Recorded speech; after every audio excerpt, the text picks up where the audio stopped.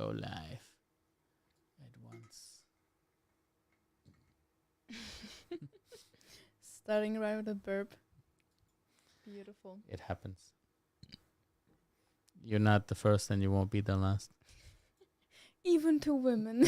Prasiatko. Your channel. Yes, my channel. And we are live finally. Look at that. Beautiful. There's 3 people watching now. I guess people left, but they will come back. Hopefully. What was the name of that YouTube channel? The college something? They made Humor? like They made a sketch about how people view women, how they think they are like perfect. They don't like exert any body fluids, don't make any noises. I didn't know that women actually farted. Yeah, they do, but don't tell anyone. Yeah, I think that's a secret that we should keep. Hey there. Thank you for joining today. So, guys, we are a little bit late. I apologize. We were streaming to Twitch and to YouTube, but you know what YouTube does sometimes. So we had to shut that down and start again. We have a very special guest. But before we get started and before I introduce her to you guys know that we have to do the admin work first. So let me start off by thanking my members. So give me just a second. I'll find you guys. I'll find the latest list. So thank you to Nathan. Thank you to Aski. Thank you to Nugatka, Tommy K, David D, Judy D, Witek, Andrei Devat, Maxim Vas, Max Menzel, Veronka Sh, Wilcorn.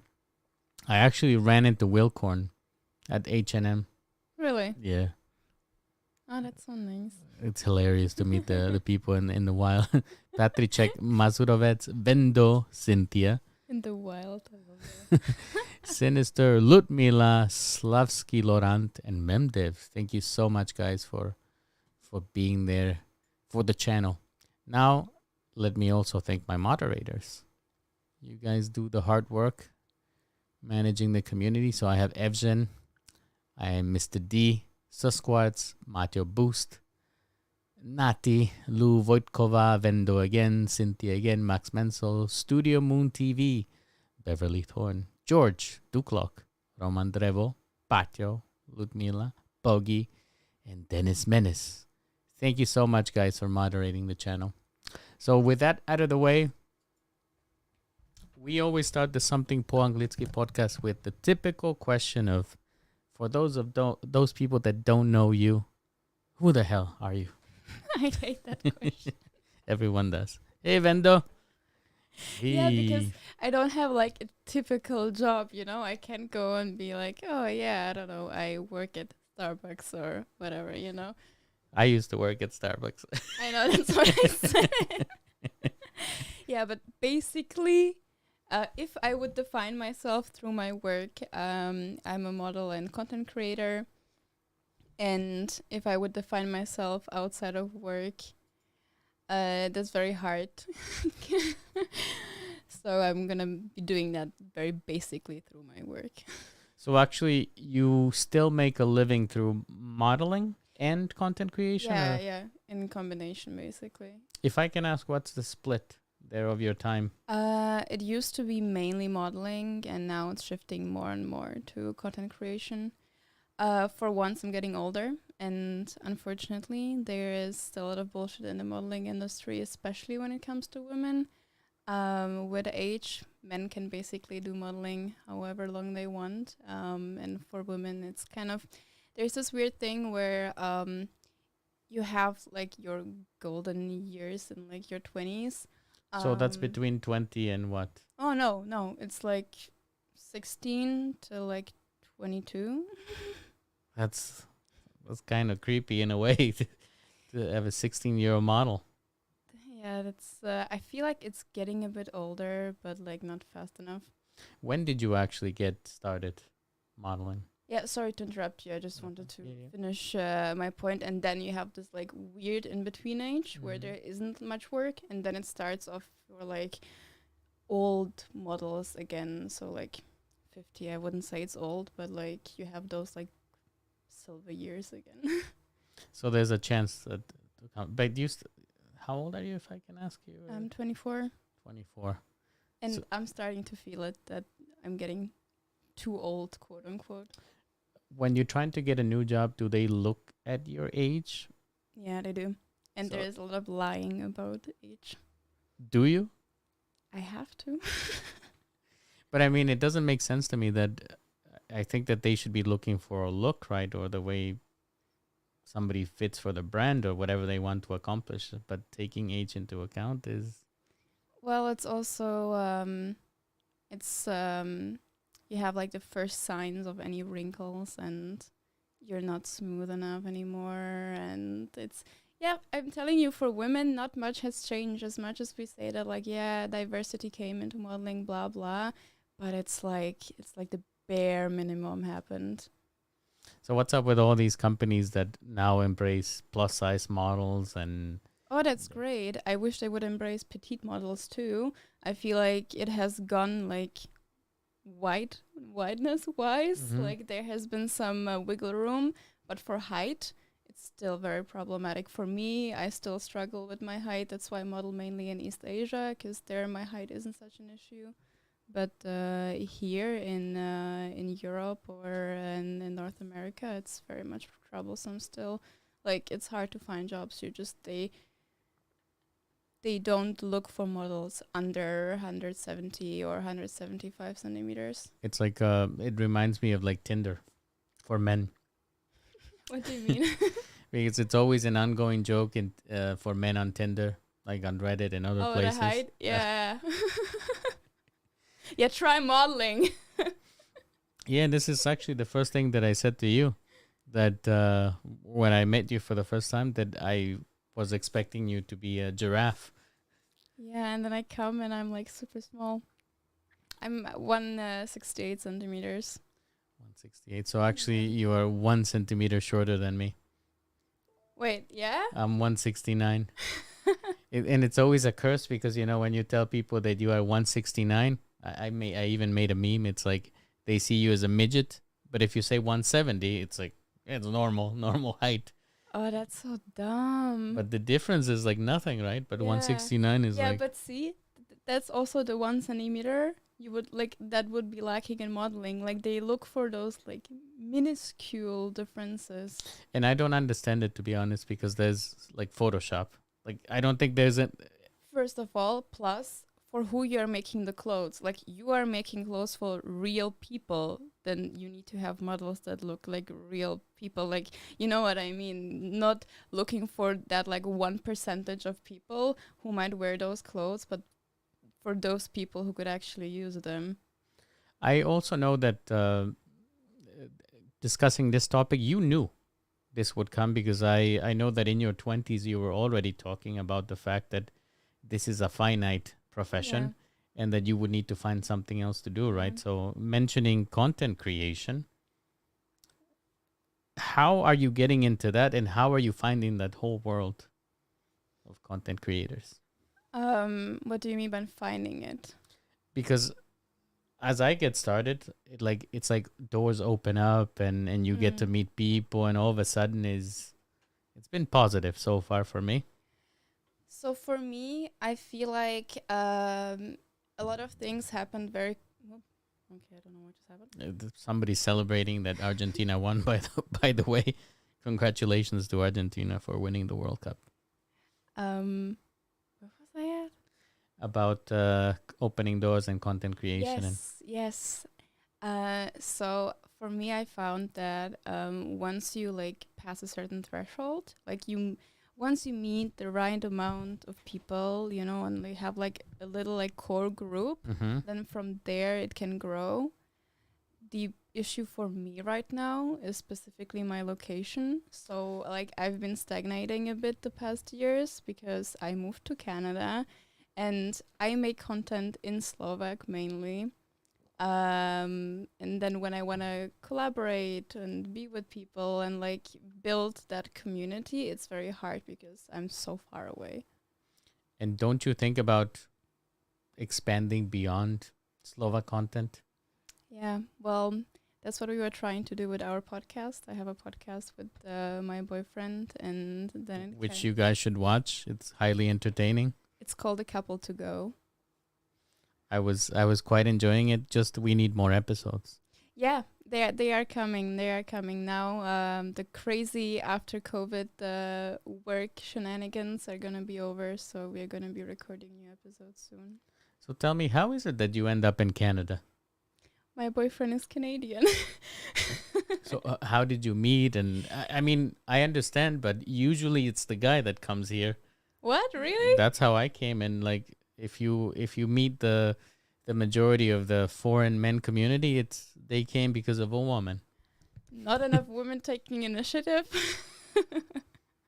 But yeah, that's the typical story here. So tell me the story. What? Yeah, he was just so amazing. I had to move overseas.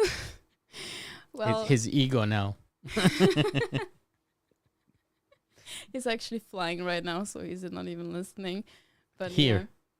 Yeah, he's coming here tomorrow. Not to the studio, guys. To Bratislava. To Vienna. He's gonna come to the door in a Hey guys. second. Chorobis. Oh no, he's not Slovak. What are you doing with my girlfriend here? I didn't know about this. Yeah, so he used to be a model too. He still does it, but just on the side. Mm-hmm.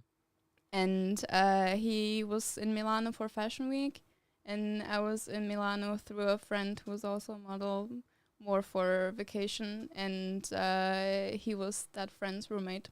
So that's how we met. Love story if I ever heard one. Yeah. How long did you date before you made the choice that I need to go to Canada? My answer is gonna sound super stupid. Don't take advice from me. Like this might have been a bit irrational. Maybe for a month. But you are together for quite a while now, right? Yeah, it's gonna be 5 years ish. So it's not a silly answer if it worked Well, out. for us it worked out, but if people are gonna take this advice and apply it to their everyday dating, I'm not surprised though, because from reading about you and from learning about what you do, you are anything but typical. oh well, I don't know if that's a compliment or not, but I'm gonna take it as one. It is, because I think that I was just discussing today the concept of lemmings. Are you familiar with lemmings? According to my expression, no. So lemmings are those little creatures that if one jumps off a cliff, the rest of them just go behind it and follow it and jump off the cliff without. What Yeah. They just do whatever the others do. the hell? Yeah. And in the English language, guys, for you listening that want to learn a new expression or a new word, a lemming is somebody that just does whatever everyone else does and doesn't have unique ideas or unique So thoughts. basically, a sheep, but more accurate in the animal kingdom. Yes, exactly. Okay. It's like being a sheep for sure. Hey, Mr. D. Hey, Vendo. Oh. So that's why I'm saying that that it is a compliment, because I know how difficult it is to be different in Slovakia. Yeah. I unfortunately I learned this the hard way, because I am born here, but God, my English. Okay, I was born here, and then I moved to Germany very early in my life. I was 1.5 years old when we moved, and I spent my childhood in Germany, and I grew up with a very different mentality. Then when I came back here, it was very hard to fit in. And do I you speak struggled. German? Yeah, fluently, yeah. I know that you. I don't know. Are you probably you're not currently studying there, but you did study in Germany, cultural sciences, right? Yeah, I did. I actually studied that as a distance study, so online. I didn't finish it though. Do you plan to? Maybe ever. I don't know. For me, and for my profession and what I want to do in my life, I never saw university as something that's necessary. It's more something for my own development, and we are so lucky here in Europe to have higher education financially available, to affordable. comparing to the States to Canada, like my boyfriend, he's still paying off his student debts. And he will for the rest of his life. Yeah. So with this luck and this privilege, I basically used it as like a way to learn new things, to grow. But I never saw it as like, okay, I need to finish this. I need to get this diploma. Because I'm not a doctor. I'm not a lawyer. I'm not somebody who actually needs it, you know? And it's something I can relate to because nobody's ever asked me about my education. Ever in any job. They like to see it there. Yeah. But nobody's ever really cared. They just want you to like fill the blanks, to like have a full CV. And I think that experience definitely is worth a lot more for sure. So you moved to Germany and then you came back to Slovakia. Did you come back to Trenčín, near Trenčín? Yeah, I basically came back where I came from. So that's I did the one thing that all the like trolls say that I should do. And it's Soblaho, no? Yeah, Soblaho. Yeah, it's a super small village close to Trenčín. I think it's gonna merge with Trenčín soon. So when you mention trolls, is this something that they are writing you constantly? Oh, that I should like leave. Yeah, like take your stupid opinions and go, with them.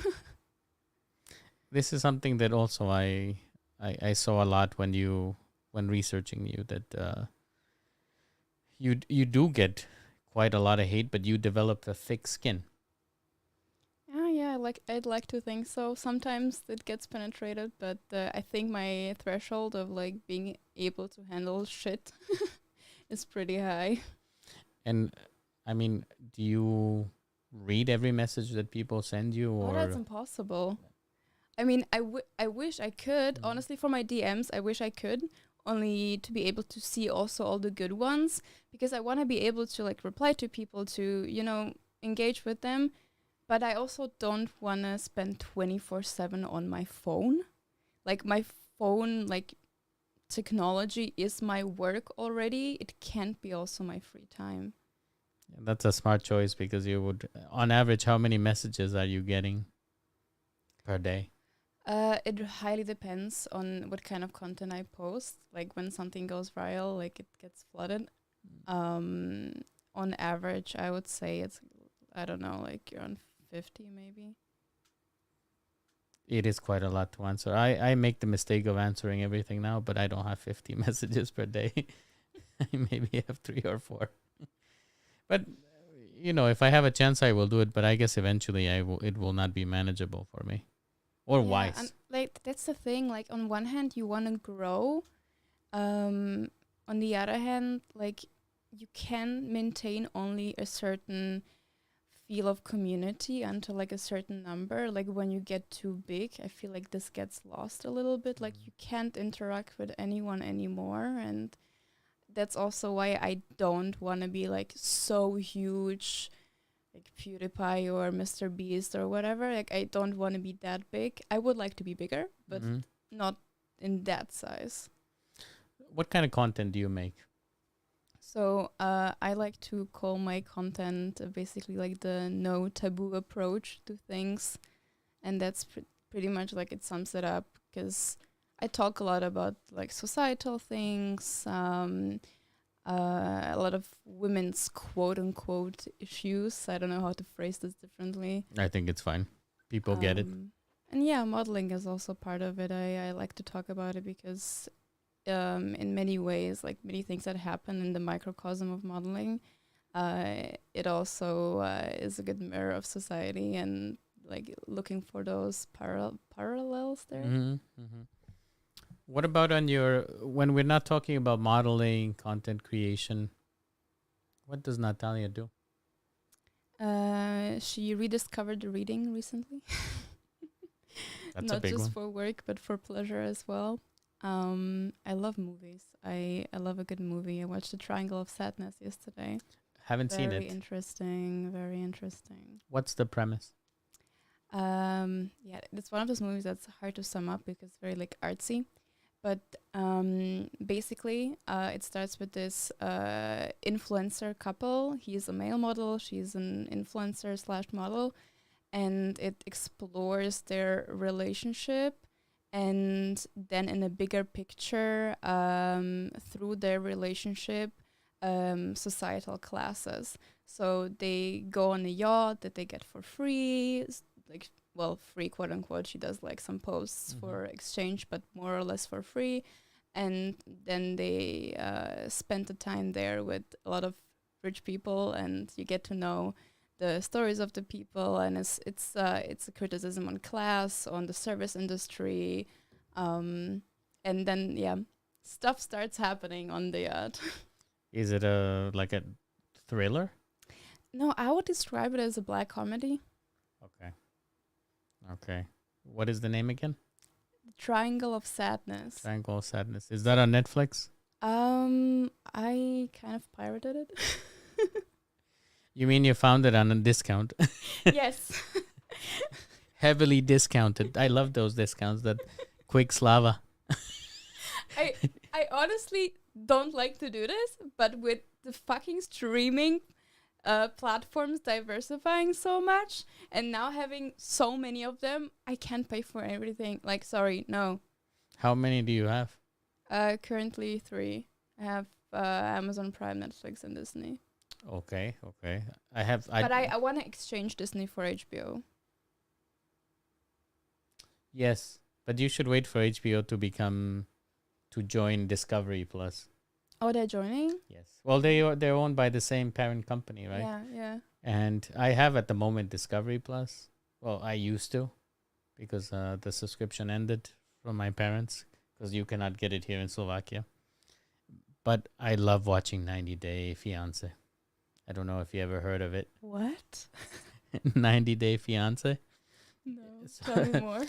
So this show is about couples from different countries, right?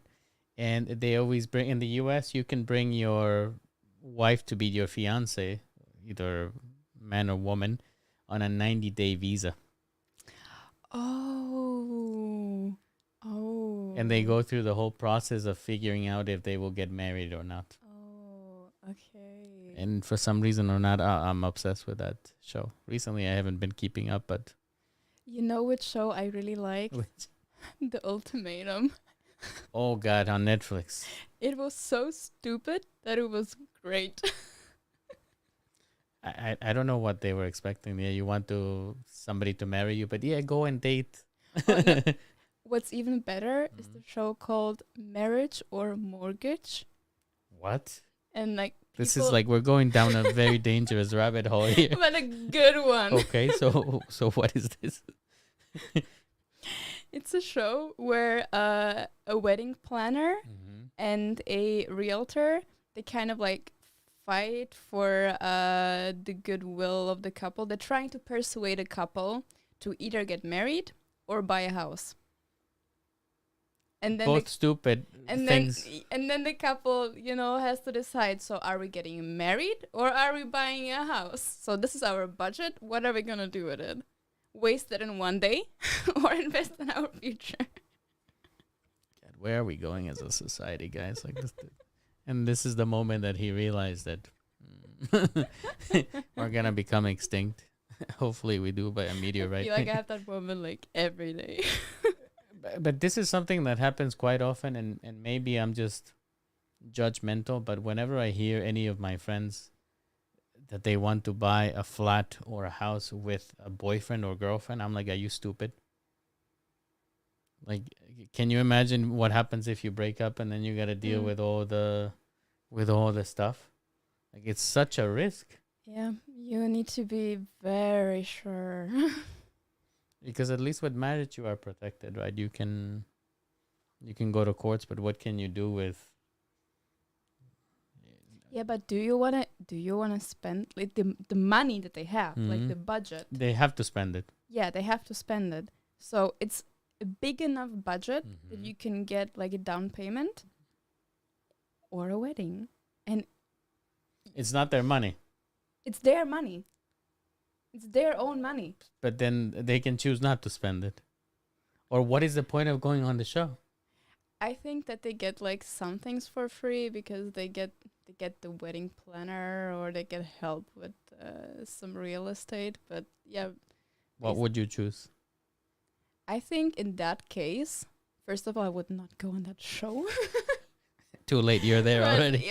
if I'm already there, like with the amounts of money that they go with, it's like 20, 30K. I'm not spending 20K on a marriage, like on a wedding, People do. People do here in Slovakia. I'm not spending that much money on a wedding. You are a woman after my own thought as well, because I already said it several times that if I get married, I'm going to the Mesni Urat and just signing a paper. There's absolutely no way that I would pay thousands of euros for people to get drunk. You are throwing a party that's super expensive for no reason. It's the prices are blown up. They're artificially inflated. Is not for me, for sure. And you know what's funny about this? Because my boyfriend works in the catering business, so I know this firsthand. If you book a venue and you say it's gonna be a party, and then you and compared to if you say it's a marriage, the prices are different, and it's the same amount of people, it's the same setup, just like the event is different, and you pay for more for that. It's insane. And the same goes for everything like flowers, I don't know, bottle service, catering, everything. So you should never say that you're getting married. Yeah, you should just say that you're throwing a big party, and then I'm just wearing a white dress because I like white dresses. I like white. What's wrong with white? It says Hyperwheel says. By the way, do you know Denko Wheel? If I know what? Denko Hyperwheel. I'll show you a picture of him. He's doing content. Where's a picture of him? But he was here on the podcast. Maybe. I told you I'm bad with names. I'm the same, but I'm good with faces. Yes. When I see a face, I remember the. Yes, me too. Same. So you could be a teacher. I could never. Okay, I will show you. I will show you a picture afterwards. But he's saying, but it's very hard to get a loan with just one income because of the apartment prices at the moment. Yeah, they're insane. Yeah, but I mean, then you get married. If you're making a decision to buy something together, then you probably, if you trust that person that much, then you should probably be married, no? Well, the thing is, on that show, like the people who are on that show, they are planning on getting married anyway. So get the mortgage and then make a little like wedding on the side. If they're smart. Yeah. There's no choice, but 15K one night party. Yeah, or more. Like 15K is not much. Actually, for a wedding. Look, I made a stitch on TikTok with Natalia. It was one of my first viral videos. Which one, Denko? Which video? You were actually quite big on TikTok, no? How many followers do you have there? 180,000. And how long did it take you to build for somebody like me that's struggling to build a following there? On TikTok? Look, it's embarrassing. Don't look. I'm ashamed. Actually, I changed my mind. Don't look. What do I need to do to become viral? You need to be able to either create a discussion. So that's a no for me. wanting to share your content, to talk about it, or you need to be drop dead gorgeous and post thirst traps. So none of those are gonna work for me, unfortunately.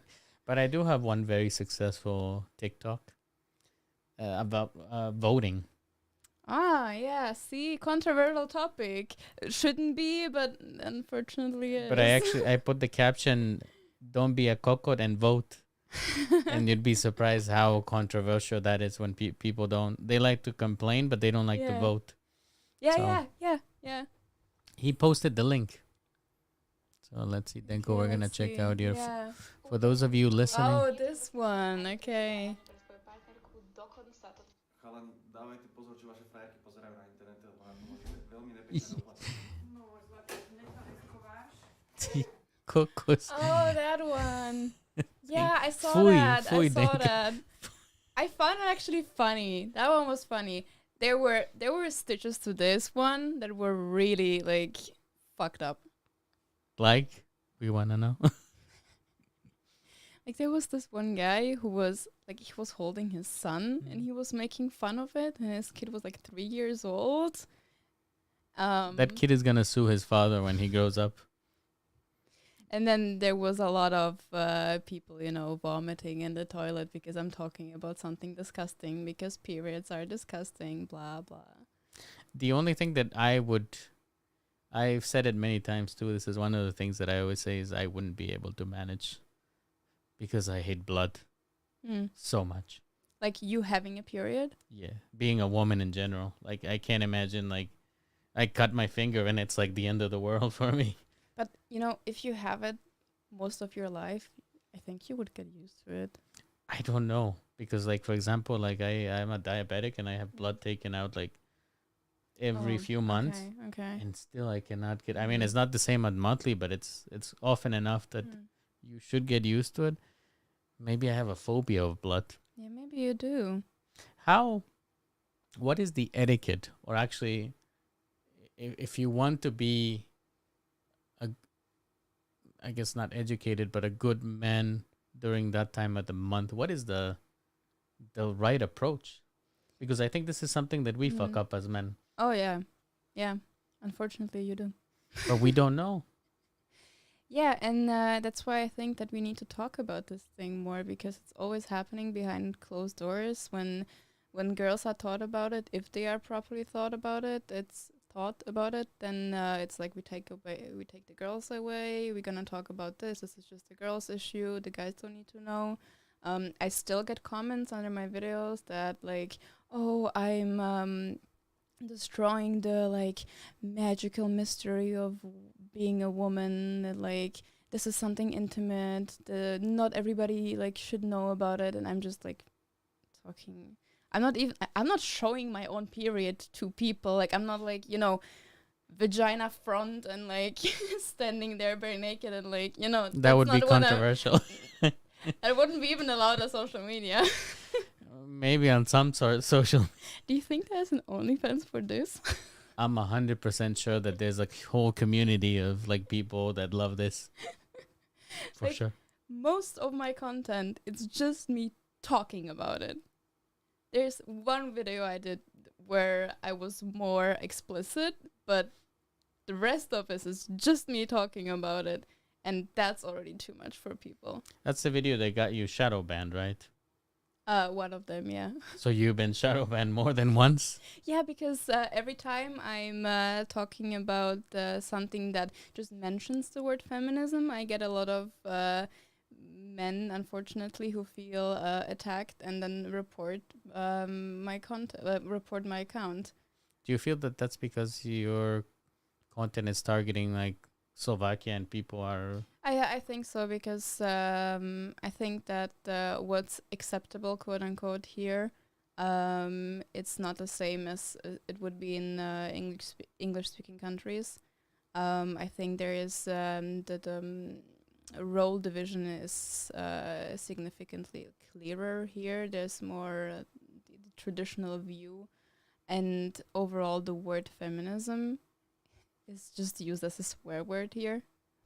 And I mean, this is a topic that I briefly discussed with Petush when she was here about, it even goes back to with children, for example, because when I look at how girls are brought up and how boys are brought up, the girl is always helping in the house, cleaning, doing laundry, taking the dishes away, and the boys don't do anything. And then, I don't know, yeah, I'm sure that you dated Slovak boys, but it's quite the case often enough, because I mostly have girls as friends. For some reason, I don't like to hang out with boys that much, so I hang out with girls. I always hear, and that's totally fine, and it's not gay as many like people would immediately say. I don't really like, if people call me that, I don't care. Even it's so stupid. Oh god, it's so You should see my DMs. Like I think people actually believe that I'm gay because I'm constantly getting into my DMs like guys asking if I want to do something with them. You hang out with women, and either you're immediately seen as a player or you're seen as homosexual. Well, apparently you didn't see my Brusko here. This doesn't qualify as a player, It's the dad bod. which is maybe in the future will become more popular. But for now, It's like I feel like it's a thing on TikTok at least. are you serious? Yeah, Okay, yeah. I need to start making some dad bod content then. Maybe that'll be my niche. But back to the what I was saying is that the girls are telling me that the boyfriends don't want a girlfriend, they want a second mother. I have to say that from my experience, it's kind of like true, especially here in Slovakia. Um, I think boys, men, they hate to hear this and they don't want it to be true. But in everything they're describing, they want this kind of weird combination between child, like their girlfriend, to Mhm. be, because they want them hairless. Mm-hmm. They want them submissive. Mm-hmm. They want them like small, ideally. Then, on the other hand, they need to be able to take care of them like a mother, clean, cook, etc. And then she also must be a freak in the bed. And that woman doesn't exist. Or it's probably the unicorn that happens. And why do you think that is? I think it's just a fucked up view on women, because if you would see women as human beings, as like full people, and not like dissect them so much into categories and body parts and like different ages, etc., you wouldn't have this issue. I think it comes with the dehumanization. Which is almost impossible to miss in our society now. It's Yeah. just it's everywhere. Exactly. You brought up a good point in one of your interviews about women putting each other down Mm. and that actually being their worst enemy amongst each other. Yeah. I know that it went on to something connected with the patriarchy, but I wasn't able to understand it that well. My translator wasn't. Sometimes Google Translate is not the best, Yeah. right? So maybe you can explain that concept to me of women. Yeah, so in the patriarchal system we live in, cute food baby. Thank you. Sorry, yeah, I get distracted easily. Yeah, so in the system we still live in, that we are living in it. It's a fact. That's also something people in Slovakia don't want to believe, but it's a fact. Yes, we live in the patriarchy still. In this system, over the years and the years, with men, specifically like an elite group of men being on the top, women had to compete for them.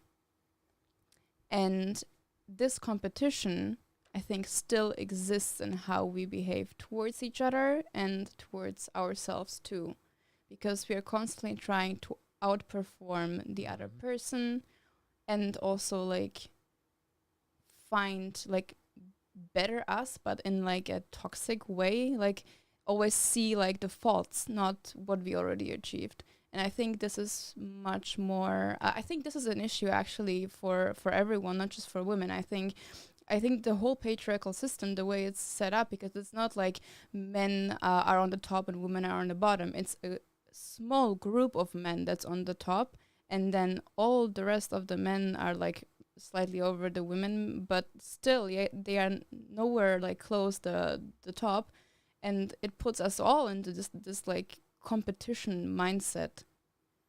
And I think you guys, I don't find it that men necessarily put each other down. If I can say that, I think men for the most part they don't really care about what the other one is doing unless he actually is in your business. I think they don't. Yeah, I think the approach to how to compete is different. I think I think women they think they will win the battle by putting down the adversary, and I think men try to like lift themselves up more and like do it more through like ego boosting. Yeah, with the small PP energy. Yeah. I actually had that discussion like this in summer camp because I go to summer camp and we had this new activity with the teenagers, like boy and girl discussion. It was called something like that, right?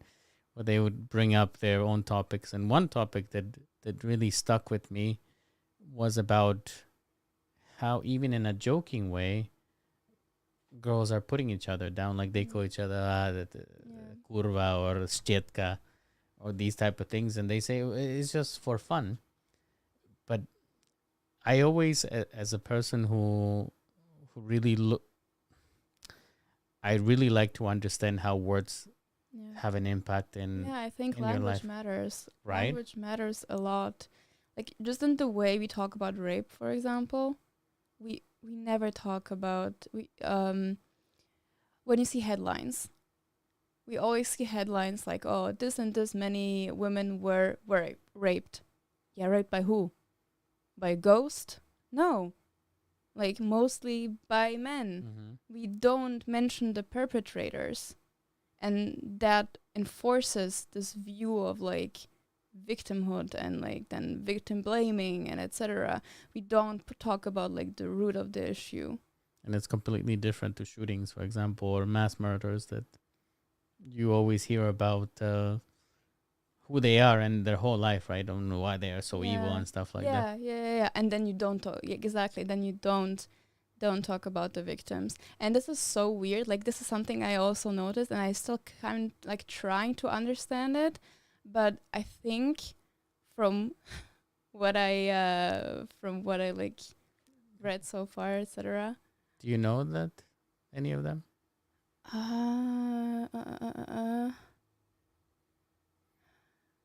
I'm not sure I do. Maybe I don't know.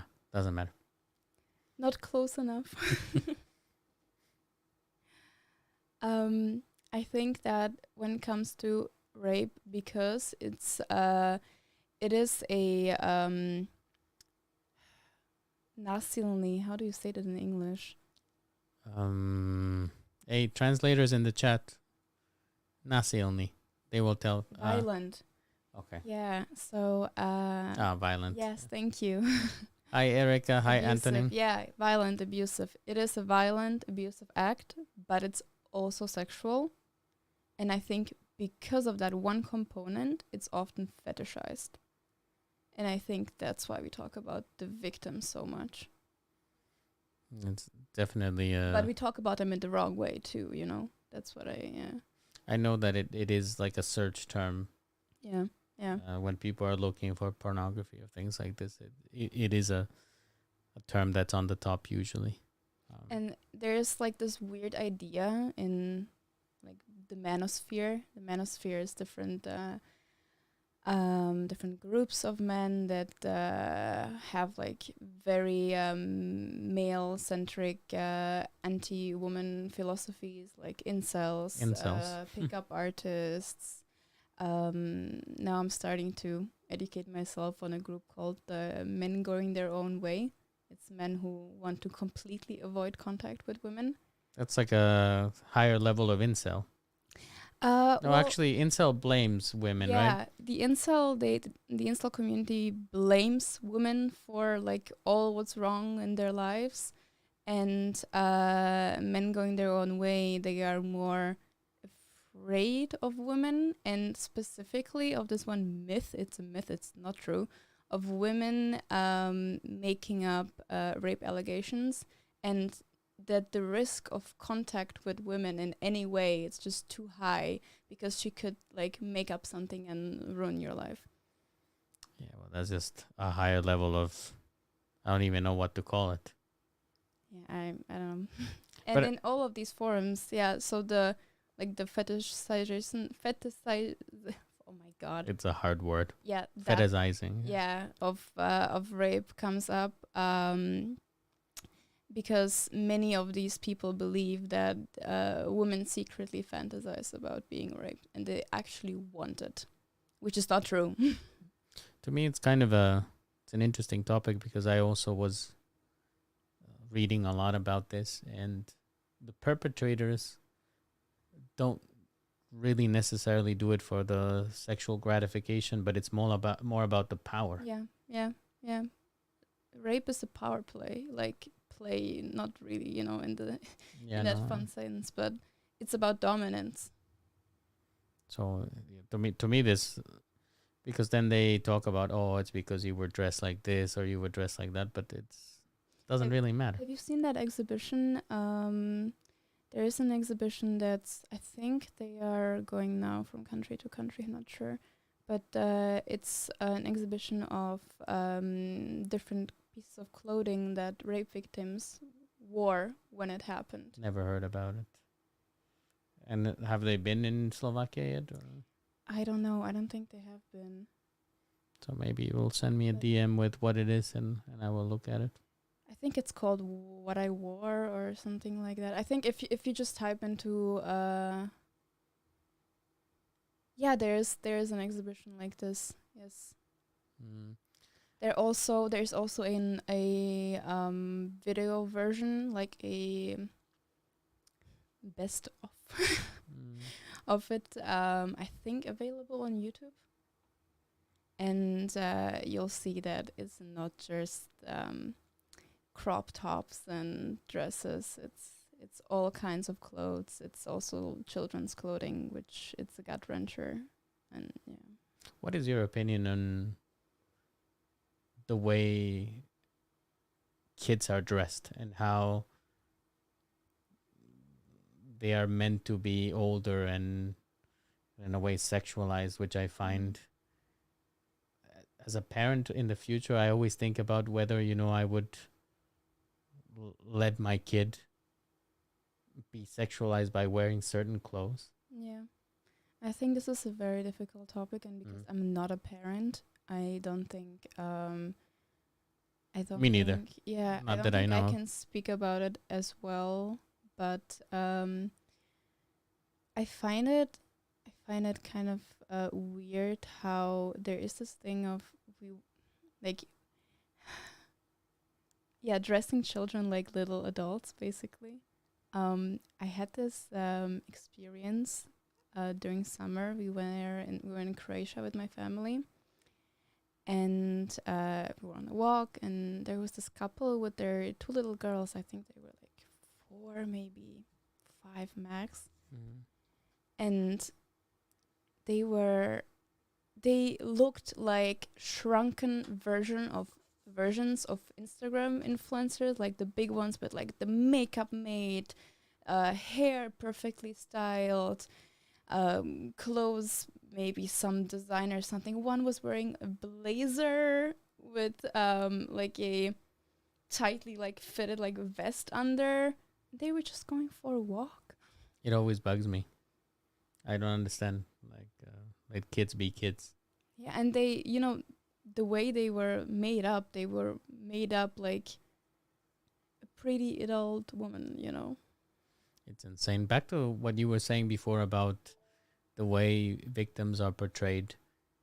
Did you see Dahmer? We haven't actually finished it. I've watched the first 2 episodes, I think. Oh God. Okay, so then we cannot discuss it. Yeah. Spoiler alert, but you should finish it because it has a very good shift in perspective. I think I have kind of a weird thing with this show that I, on one hand, want to finish it. On the other hand, I feel split because I know that there was a lot of issues with the families of the victims. They didn't want the show to happen. They weren't asked. They weren't consulted in any way. And I think it has a weird aftertaste for me. And I think this happens a lot, especially, the whole thing with victims is that they don't get proper treatment in real life, and they don't get proper treatment in media either. I think the media is all about sensationalizing whatever happens. Yeah. That they just want to make business. I had an incident in Slovakia where it was a dispute with a bar. It was because of racism, right? And God. I made a post about it and it blew up on social media. And all of a sudden, I had Novi Chaz, writing articles about it. But they were not interested really in finding a solution, or they were interested in the fight. The spectacle. But I guess that sells. Yeah, but on one hand, in this world of oversaturation of so much content floating around everywhere, I understand that you need to grab people's attention, but go deeper than that. Don't just stay on surface level and don't just milk it. I think that your generation, my generation, we know this, but you probably see it in the upcoming generation. I don't know what they're called. Maybe you will know. Alpha, isn't it? I have no idea. No idea. But I know that attention span is a thing that's really an issue. And things to blame are, for example, TikTok. That people just want instant gratification. So do you see that that's going to get worse? Do we have a way out, or that's the future, or? I think with how fast technology has and will change in the next years, I think making any kind of predictions is really hard. Like few years ago, I would have never imagined the life with technology that I'm living nowadays, so I can't even imagine what's going to come. I have a hard time. I can see that it could become an issue. Yeah. I even have a hard time going to the bathroom without my phone. Oh, that's bad. Yeah, like I need to have always some stimulation. That's bad. You need to do some detox. Maybe I should, but I just, it feels lonely there without a video playing or something. In the past, people would just turn on the TV. Like you would. I have friends who just have the TV on for just noise in the background when they're home alone. I do that sometimes with podcasts or music. And I'm trying to do it more with music. Because I'm somebody who absorbs a lot from my environment. And when I listen to something, I want to really listen. I'm the annoying person who, when you watch a movie, will scroll back a few seconds if she missed something. What do you do in the cinema? I do the same. In the cinema, I suffer. But I do the same. I also want to go back, or if I spot something in the background, and you're like, wait a minute. We can never watch a movie together. No. That would be horrible. Or if there's something that made me laugh, just watch it again. I'm the same. I know what's coming, but you got to do it, It's just. Yeah, so with podcasts, I catch myself listening too much and not having the time for my brain to actually have breaks and to just not be engaged all the time. So that's why I'm trying to listen to more music. This is something that happens to me, that there are time periods where I just cannot absorb and I will be rewinding and I keep missing it. Yeah, same. It just happens. So let's see. Hello, Twyler. Hey, Twyler, welcome. Oh, Twyler is here. I got to make him a moderator, too. Just everybody that used to be a guest will be a moderator. And Hyperwheel was saying that IMO, the problem is that there's too many toxic feminists making a bad example, and then the good feminists get thrown into the same trash can with them. I don't think there's that many toxic feminists. I think there's just a lot of...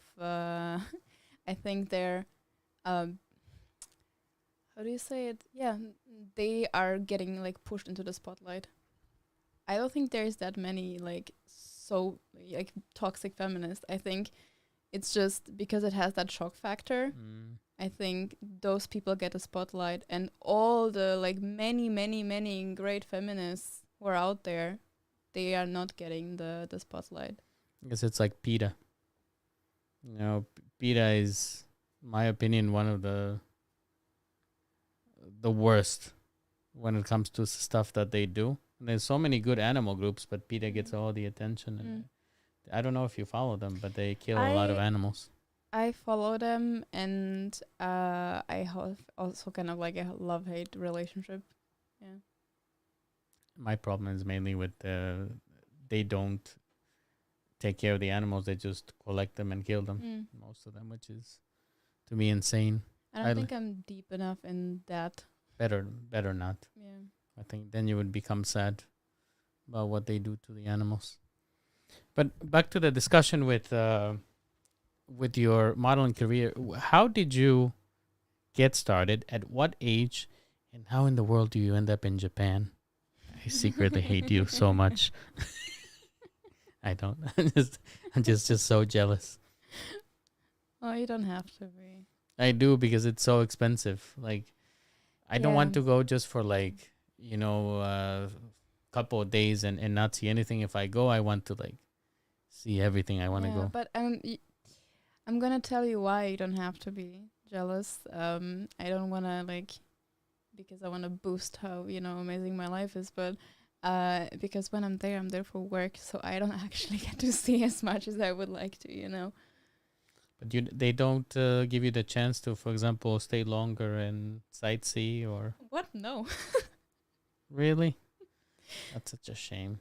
No, well, I technically could, but as you said, it's expensive. So, but I want to. I want to in the near future come a little earlier and then have a trip, just me and my boyfriend, and then start working there again. Because there's so many places I haven't seen. I've been mainly in Tokyo and around Tokyo.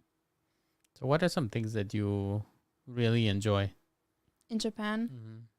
Japan, you said this in the podcast with Petrus too, that in Slovakia there isn't this culture of serving, of the service industry. Yeah, that in Japan, in Europe, extreme opposite. In Japan, that's like an art. So you always get amazing service. Oh, they pride themselves on their good service, and they have good reason to do so. How does the tipping work? Is there tipping? No, there isn't. It's actually in many places seen more as an insult to tip, because it's part of their work. Like, their work is the service, so it's like it feels like charity, I never knew that, actually. That was the situation there. When you compare the food, how is the food there? I love Japanese food. My sister said this once, and she's completely right. It's amazing how they are able to transform in ingredients like rice, for example, in so many different ways. And there's a lot of like the main traditional dishes that are made out of the same ingredients, but the way they are prepared make them unique and so different. And all of it is delicious. Even the technology, for example, like I bought a Japanese rice cooker. Because of course, I used to have many different rice cookers because I can't make rice. Like, for the life of me, I cannot make rice. It's so easy though. Come on. I know, but it's just like my kryptonite. Rice. I always burn it. It doesn't matter what I do. I always ruin it. So my solution was to get a rice cooker, and I tried many different ones, and then I came across the shori ishu. I think that's how you pronounce it, and if not, I'm sorry for my pronunciation. But it's a little elephant. That's the logo, and they make the best rice cookers. So I bought the one in the middle because the most expensive ones are like 900 euro, and ain't nobody got money for that. And it's amazing how the rice comes out. And it completely changes the dishes, because anytime that I made rice before, it stuck together, but this you can actually see the individual. pieces of rice, and they're not sticking. It just makes food so much better. But that's just a okay. segue into what I really. Maybe something I might invest in also. I will show you after because I made rice Yeah. today. Curious to see your rice cooker. You will like it for sure, and it has a theme song when it starts. Oh, I love this. Have you listened? Okay, this is like a weird side thing, but I went into into a rabbit hole on TikTok, emergency alerts of different countries No, I haven't and seen how that. they sound. Because the Canadian one is atrocious. The Japanese one is so cute. It sounds like a lullaby. You're about to die. It's like you know, like with like little like bells. I'm sure that they spend like 20,000 euro and a whole team of creative people to come up with it. Yeah. I was watching something similar, but it was comparing normal internet to Japanese internet. Yeah. And the crazy Japanese stuff. internet is so weird. It looks like there's a whole bunch of pop-ups. You know, if I click on the wrong thing, something will explode. To me, the again a weird side note. Okay, maybe not so weird, but in China, the Chinese YouTube, it's so weird how the text it goes over the video. Like when you have comments, they go over the Really? video. I haven't seen that. It's not under the video or next to the comment section. They just go through it. When I was in China, I didn't even bother to look. Miguel, do you cool for all of your guests? Cook. I think he meant cook. Unfortunately, Natalia won't get to taste my food because it has meat. But my chili is... I take pride in my cooking, just like Japanese people do and what they do. Do you like cooking? I love cooking, but not for myself. Like I love cooking for people. Okay. Like, you love to host. Yeah, and I love to, especially living in Slovakia, all the stuff that is normal for me is exotic for people. You can imagine, sure, in Canada, if you have a party and you make brinzové halušky and people are like, what? Oh, I love making Slovak food in Canada. It's so fun. How are people's reactions? Oh, they love it usually. I'm a good cook. So you know that feeling, like people are... Yeah. I used to be very insecure about it though. I used to love to cook for myself, and because I that was back when I was overthinking what other people think of me.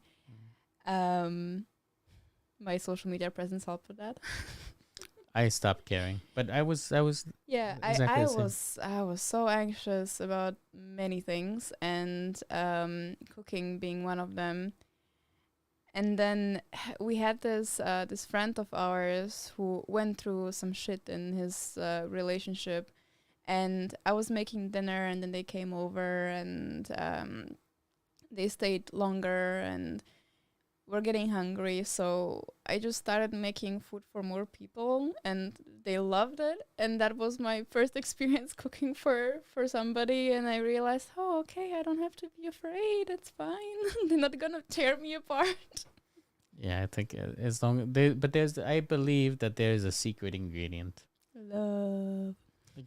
I can feel like maybe this might sound funny to you or to the people listening, but I can feel when somebody, for example, makes me a coffee and they don't love what they are doing, that they just make it because I can taste in the food when somebody just makes some shit, like, because I know I put my love into my food and people are usually, You see it also in how it's plated. even though my plating is not the best, so I I will not comment on that, but yes, I guess people take pride in what they do, right?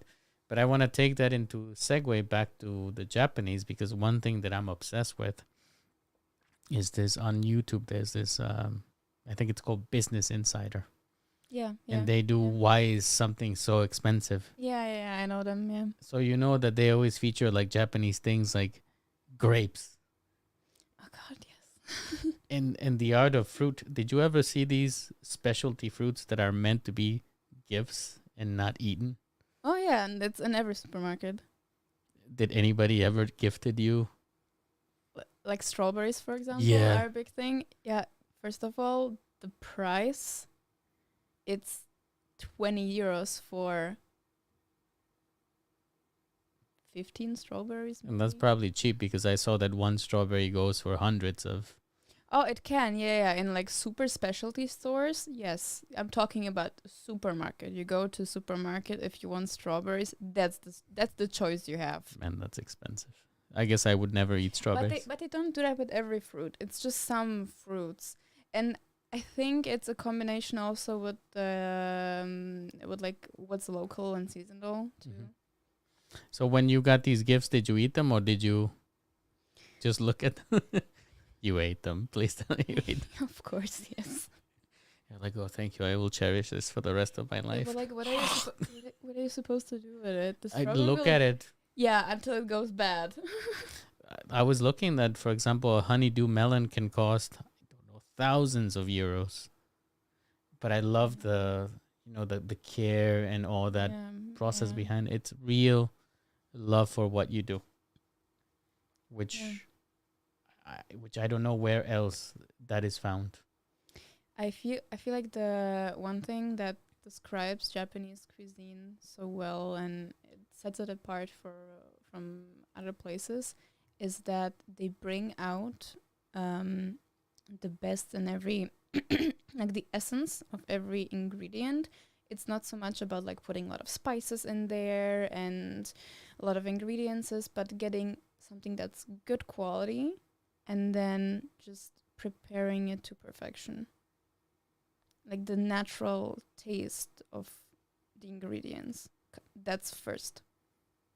I think also it has to do with the fact that they also the cooks, or whenever somebody wants to make a specialty dish, they need to go through certifications and go through education. Like that guy that makes the what is that fish called? Oh, I know which one. The one that's toxic. Yeah, Yeah. I know which one you mean. I don't know if it's flounder or No. It's guys. If you puffer fish. Thank you, Fetos. Yes. Thank you, Fetos. Thank you. Look, hyper wheel. Denko's asking, is it true that in Japan, when you had good food, you should burp? And the louder the burp is, the more respect you show for the cook. This is true in China. There's in Japan though, when it comes to ramens, you are supposed to slurp. This I know. You gotta be piggy, right? Like, Oh, then, then, if you ever plan on doing a romantic date, Yeah. don't do it in a ramen restaurant. Did anybody ever take you on a date into a ramen restaurant? Oh, I love the way your eyes shine. Oh God. There is this beautiful word in Slovak, kakophonia. Mm. It's like a symphony, but the opposite of it with horrible sounds. That's the ramen restaurant, a kakophonia of beautiful It's in English too. slurping and burping and It's yeah? a cacophony. Oh, I didn't know. Yeah, it's the same word, cacophony. But I also think that it could be the best date ever. If both of you are vibing really good and you both laugh at all the people like slurping everywhere. Yeah. But don't go too late because then you get people who are drunk and eating ramen and that's the worst combination. I know that you mentioned that alcohol is a big thing in Japan. Yeah. I don't know if you drink alcohol. I do. I feel like the older I get, the less I drink. Same here. I'm not able to hold it as well anymore. Yeah, and then I'm acting the fool, you know. 'Cause I used to, when I was younger here, go to weddings and drinking vodka till morning with the groom or whatever. And now 3 shots and that's it. I'm kaput. I used to be like so good at holding my alcohol.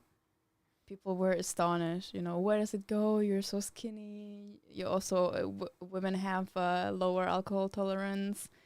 So But probably in Japan, you probably held it the best because they have there's some issue with their livers. well, there is this problem that in Japan people are overworked, and how they deal is often through alcohol. That after work they go for not just a drink, but to get like wasted. Completely trashed. Yeah. It says Fetosh is saying, "I burp loud. I think I'll visit China." Then. Oh, when talking about these kinds of sounds, also something that's interesting in Japan. So, on one hand, speaking, like talking to each other, having discussions in public transport, is very, very unpolite. People are quiet, which is beautiful. I also like it. I get so annoyed. Was traveling to Vienna the other day, and of course there was some British stag party there. I was so annoyed on how loud they were. I hate it. Flights from Japan back to Canada are always the best because people are so quiet. And babies? You actually are able to sleep. Yeah, well, that's the only exception, but yeah, you're actually able to sleep. You don't have annoying people next to you having a conversation until like 3 a.m. And that would be sweet. Yeah, but the one thing that you hear is body sounds, because there isn't this taboo or stigma that we have to like burp quietly, fart quietly, but there, what needs to come out comes out. They don't and care? Then they don't care, so it's quiet, and you only hear the body sounds. That's why maybe that's why I was meant to be in Japan. So also in the street, people just let it rip. Of course. And did you? Hey, but like this is also like for farts specifically, especially with young guys. There is a weird thing that is maybe not everywhere, but in my bubble, when I was growing up, like the farting contests, the guys were having like farting contests. Yeah, I always declare myself the champion.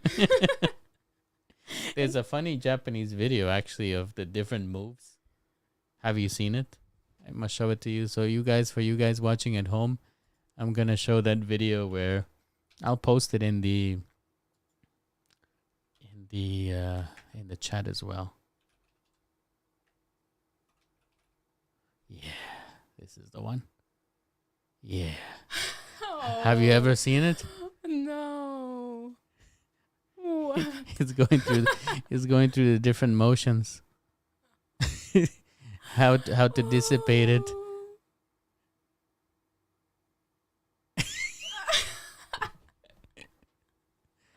Yeah, I'll send you that later. So This reminds me of something I saw in a museum in Japan. a farting museum. No, it was the Mori Art Museum, quite established, big museum, and one of the exhibitions featured videos very similar to this one. Of farting. There's in China actually doctors that are specialized in smelling farts because they can Like know the illness based on. some illness, especially related to stomach, which poor doctors. I can't imagine getting farted on. Oh, you have a problem there with your jaludok. Jaludok is stomach, no? Yeah. One thing that I don't want to miss before you go is the discussion of cultural shock. Because I know a lot of Slovaks that were born in Canada and the US, but they never had a chance to live in Slovakia. But you actually lived quite a bit of time here. So how was your experience going to Canada, and what are things that still shock you today, and things that maybe they are doing worse than people do here?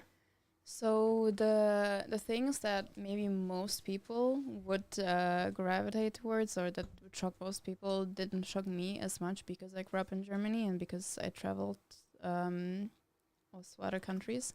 So the overall openness, the acceptance of LGBTQ plus people, for example, the way people express themselves, they are much more expressive. And yeah, there isn't the mentality we have in Slovakia. What happens in our family stays in our family. Don't let the neighbors know. Pretend you have the perfect life. Blah blah.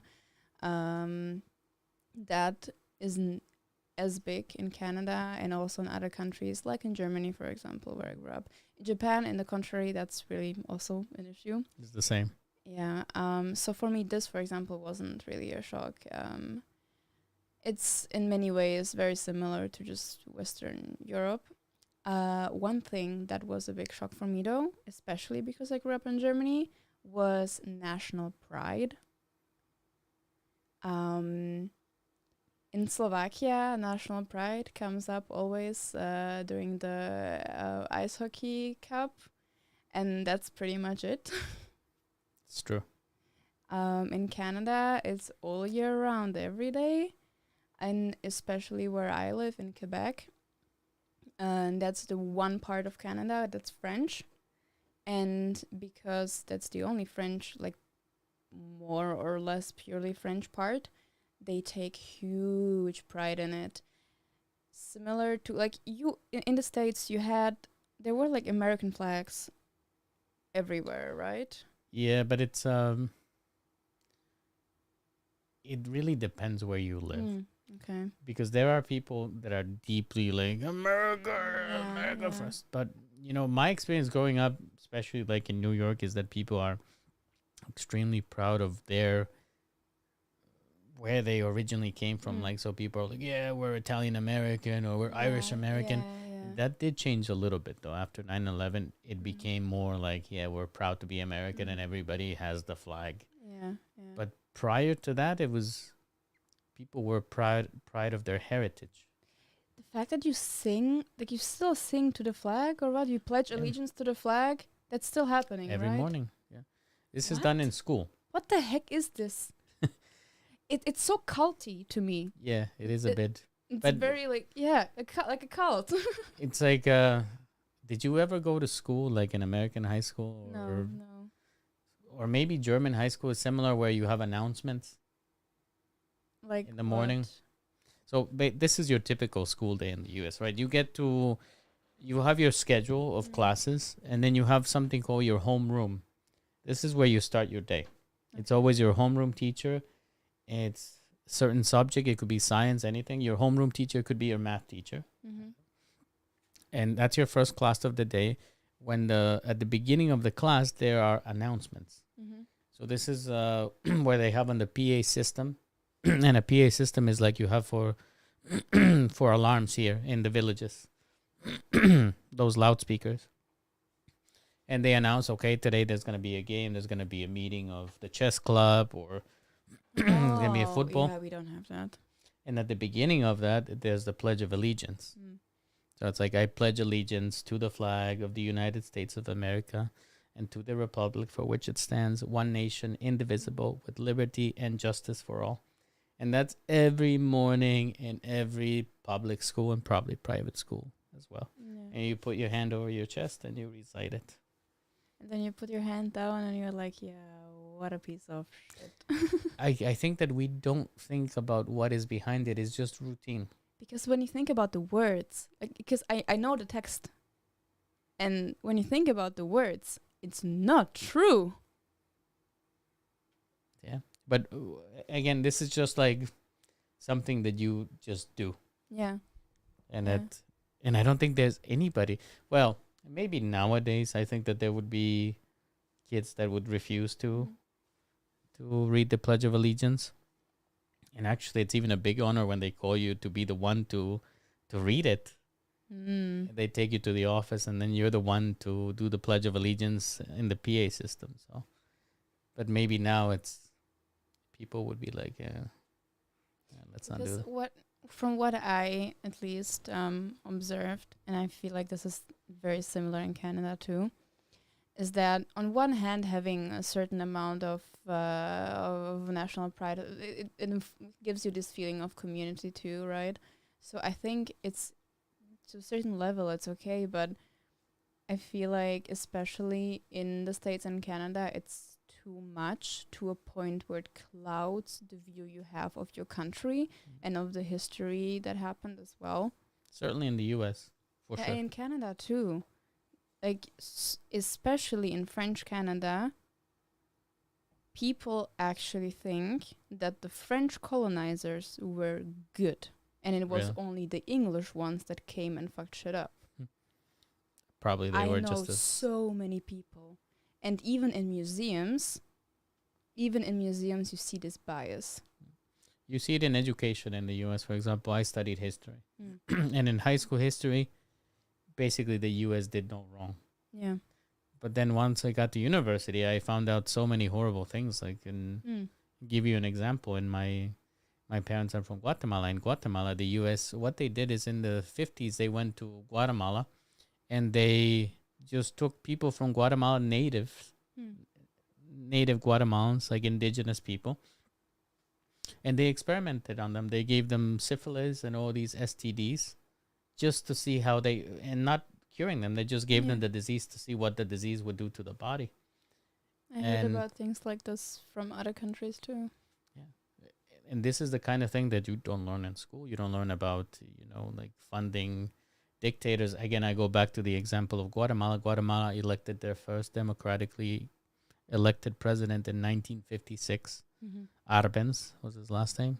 Probably useless information, but Oh, but to interesting. give my example. And he made the mistake of saying that if you know the U.S. fruit company, which is nowadays Chiquita Banana. Oh, I think I heard a little bit of this. Yeah. Guatemala is actually where the expression Banana Republic comes from, because they used to, and Banana Republic, for those of you guys that don't know in the chat, is when a country is a third world poor country, they call them banana republics. Trump likes to use this word, and that comes from this story. And weirdly, it's also a fast fashion chain. Exactly. That's probably somebody knew what they were doing. I don't think things happened by accident, They're like, we're gonna exploit people and we're gonna name the Yay! company after it. Highly And successful. nobody's gonna understand.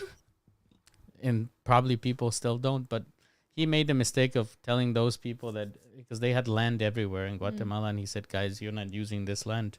We will pay you the price that it's worth, and we'll give it to the farmers.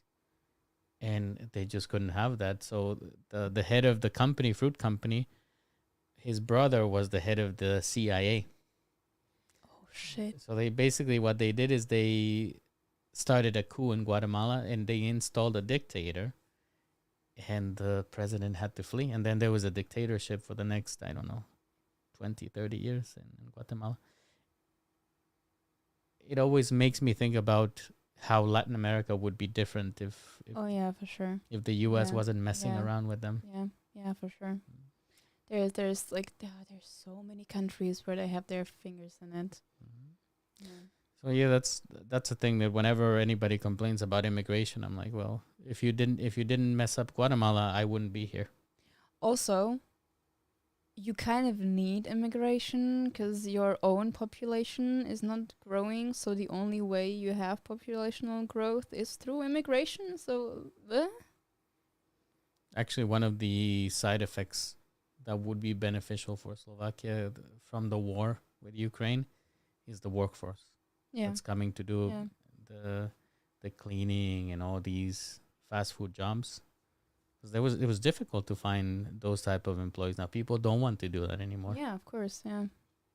So that's the story with As the with US. everything, it's always more layered than people think. People like to have a simple explanation of how the world works, but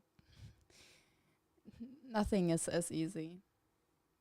And unfortunately, you only have limited things that you can know, right? You cannot know everything. Oh no. So you gotta pick and choose.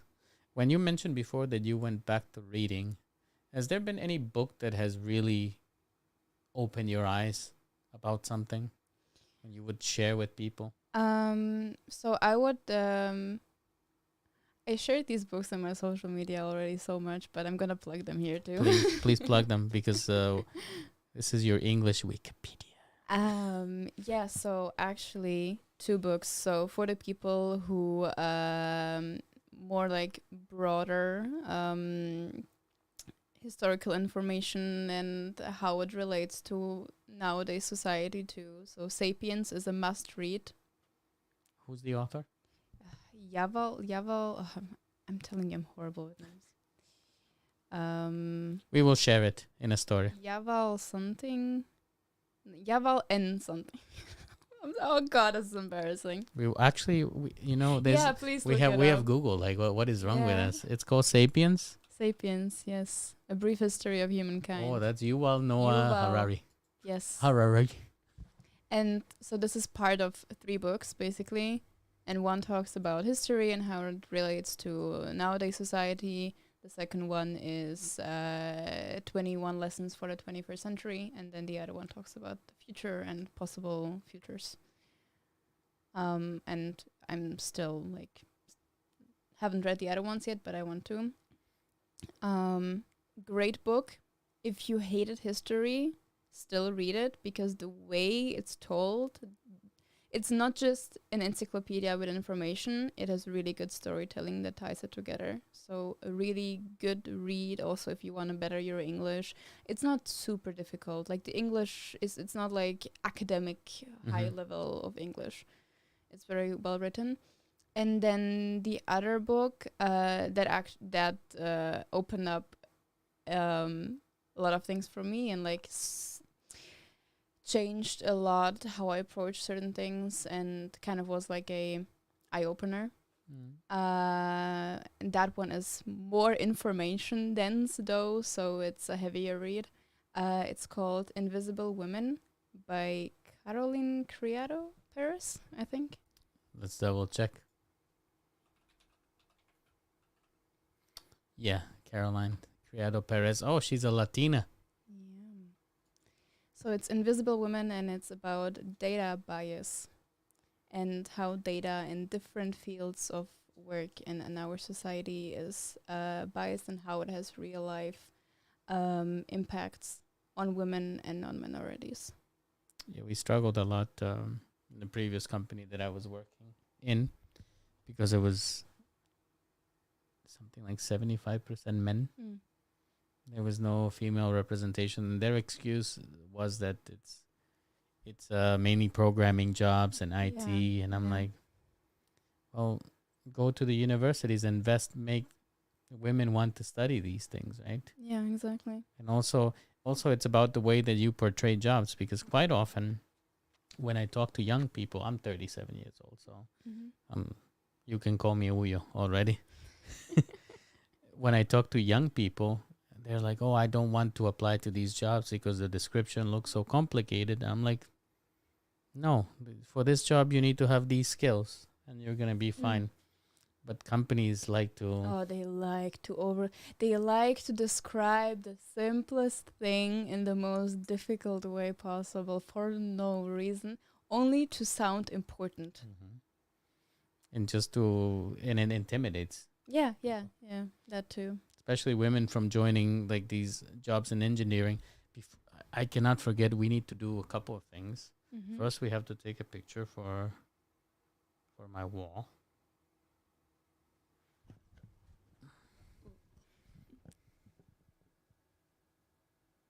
Good. And the next thing is you have to sign the PC. Oh. This is the coolest part. So here is everybody that's been here. You are actually the 26th episode. Oh, really? I am? And actually, it makes me think of, I started this first episode was in August. And imagine that I'm 26 episodes into this journey. I know. You blew up a lot. And rightfully so, because this was missing in Slovakia. You think? Yes. And you do it the right way, too. So I know that you actually found me, which is rare. Yeah, I did. Because I was, I don't even remember how, but through someone you popped up, and I'm like, oh, an English podcast with Slovak host. Oh yes, Yes, I must watch. yes. But then yeah, your message was nice, and I was like, yeah, we should definitely do something. But then I'm like, well, she's in Canada, so Yeah. but And then I came here only for you. yes. So guys, she traveled by plane from Canada just to be on the podcast. Oh, we're joking, but Yeah. here is the But imagine, you know, maybe one day, people might come from countries far, far. maybe when I can pay. I think that they would if I could apply right their accommodation, because Mm. who wouldn't want to come to Europe? Yeah, Right. yeah. And Slovakia is at a point where you can go to Vienna, you can go to Czech Republic. Oh, and Prague. People love Prague in Canada. Everyone that I met is like, oh, how far is Slovakia from Prague? I don't know why Prague. I don't know why Prague. Because Bohemia has this allure, it's been sold as Bohemia, right? Yeah. It's just the keyword Bohemian is such a thing for. Yeah. It's the same in the US. Same thing, right? It's people don't want to go to typical Italy, or well, some people do, but Spain, they want to go to Bohemia. But you know what's the funniest thing? So many people, they know Prague, but they don't know Czech Republic. I guess Prague just floats. It's an because- independent state. Yeah, but like they know certain cities in Mm. Europe. They know Paris, they know Berlin, but then they know nada about the country actually. You know that in Slovakia you have this, at the end of the year, you have this show where they go to towns and they ask people questions. Yeah. And they're always like dumb Yeah. when they're replying. So the same thing in the US when I ask people like name a country in Europe. And yeah, they will say Paris. Or But your geography education is shit too. yeah. Because it's a bit different, and I think to some degree, I swear, I notice I'm swearing so much in this podcast. I hope It's that's absolutely- fine. yeah, but you should actually swear in Slovak. It's I don't that much. I swear significantly more in English.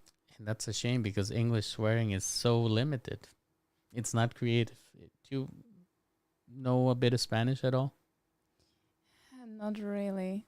Because actually, somebody put there in one of your pages Latin American knowledge of Latin America or something like that. I Mhm. have to show you. And I was like, really? But I mentioned that because Spanish is such a great language for cursing. And I Okay. imagine also German, no? Yeah, German is amazing. Like you could, Oh, because German is a puzzle word language. They let's say if you know 50 words in German, you automatically know at least 200 more because all those words you can puzzle them together and create new meanings. And that's I love this about German. I love German language, and it's weird. It's also really sexy. Some I people hate find- it. Oh, I know, and in Slovakia, so many people hate German. Mm-hmm. Because they have this one idea of how German sounds, mainly through Hitler. They're like, this is how German sounds.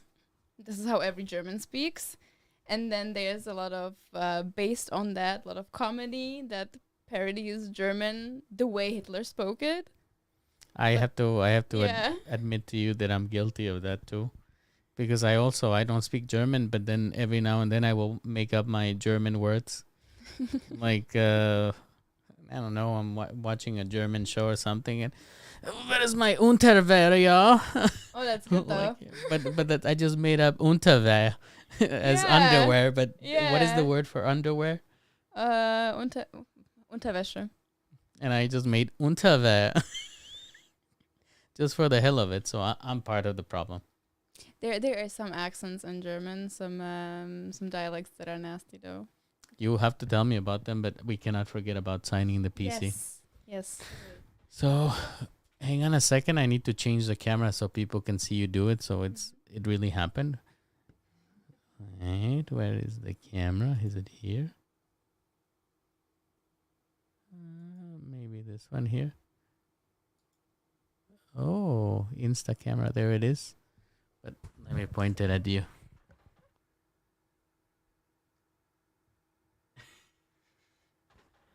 Oh, let's go.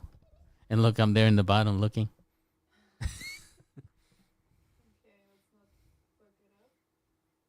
It's your signature, so.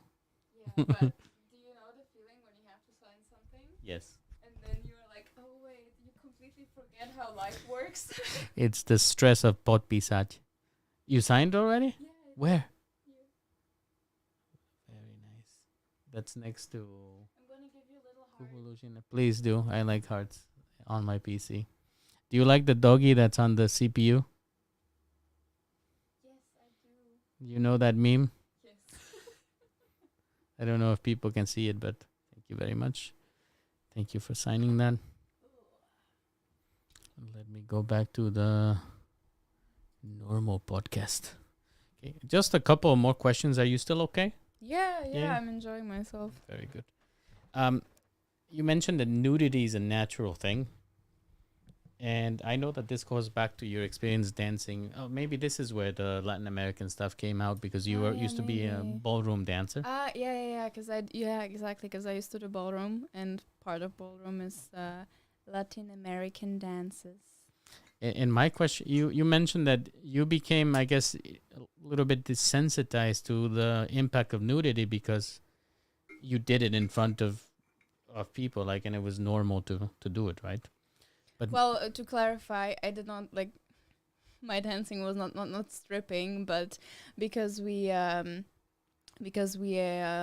were many dancers and we had to change in front of each other and there wasn't always space, and also it's Slovakia, so when you go to competitions it's not always a luxury hotel, but sometimes it's like a gym in a school, and or then some there's internet. and then there's really no place to change, so you change in front of each other, you change in front of boys too, and it's just normal.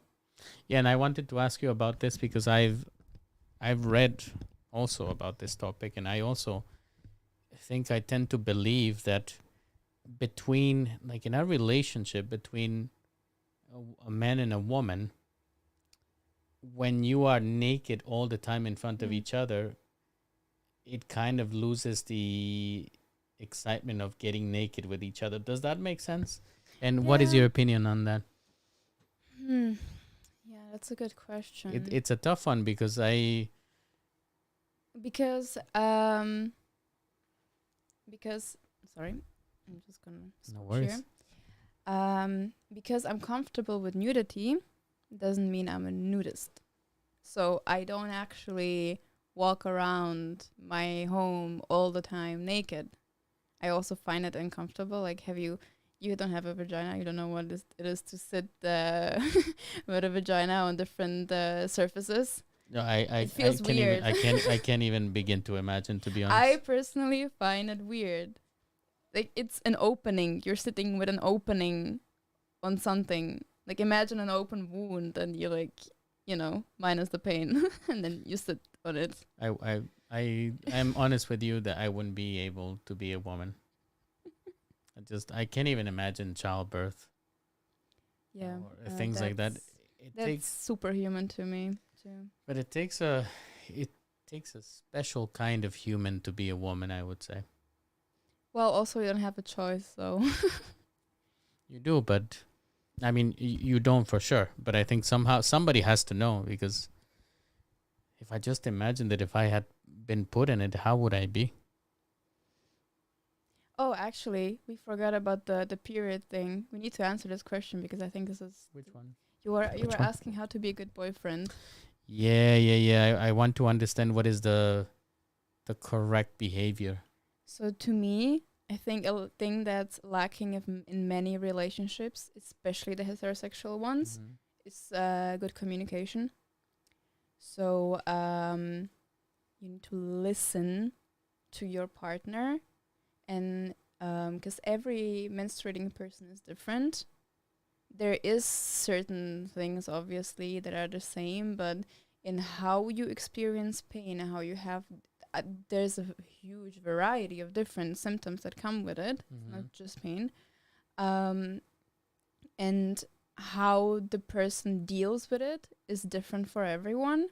So you need to listen to your partner and what helps them, and then amplify that. Try to help out with like what would actually help her, not just do empty gestures. So actually, for example, we can use a real life example. Denko is saying that that girlfriend is when she's on her period, she doesn't like any loud sounds. Yeah, yeah. So what I should relate to that too. I get super sensitive to both audio input and smell too. There are certain things I just can't smell on my period.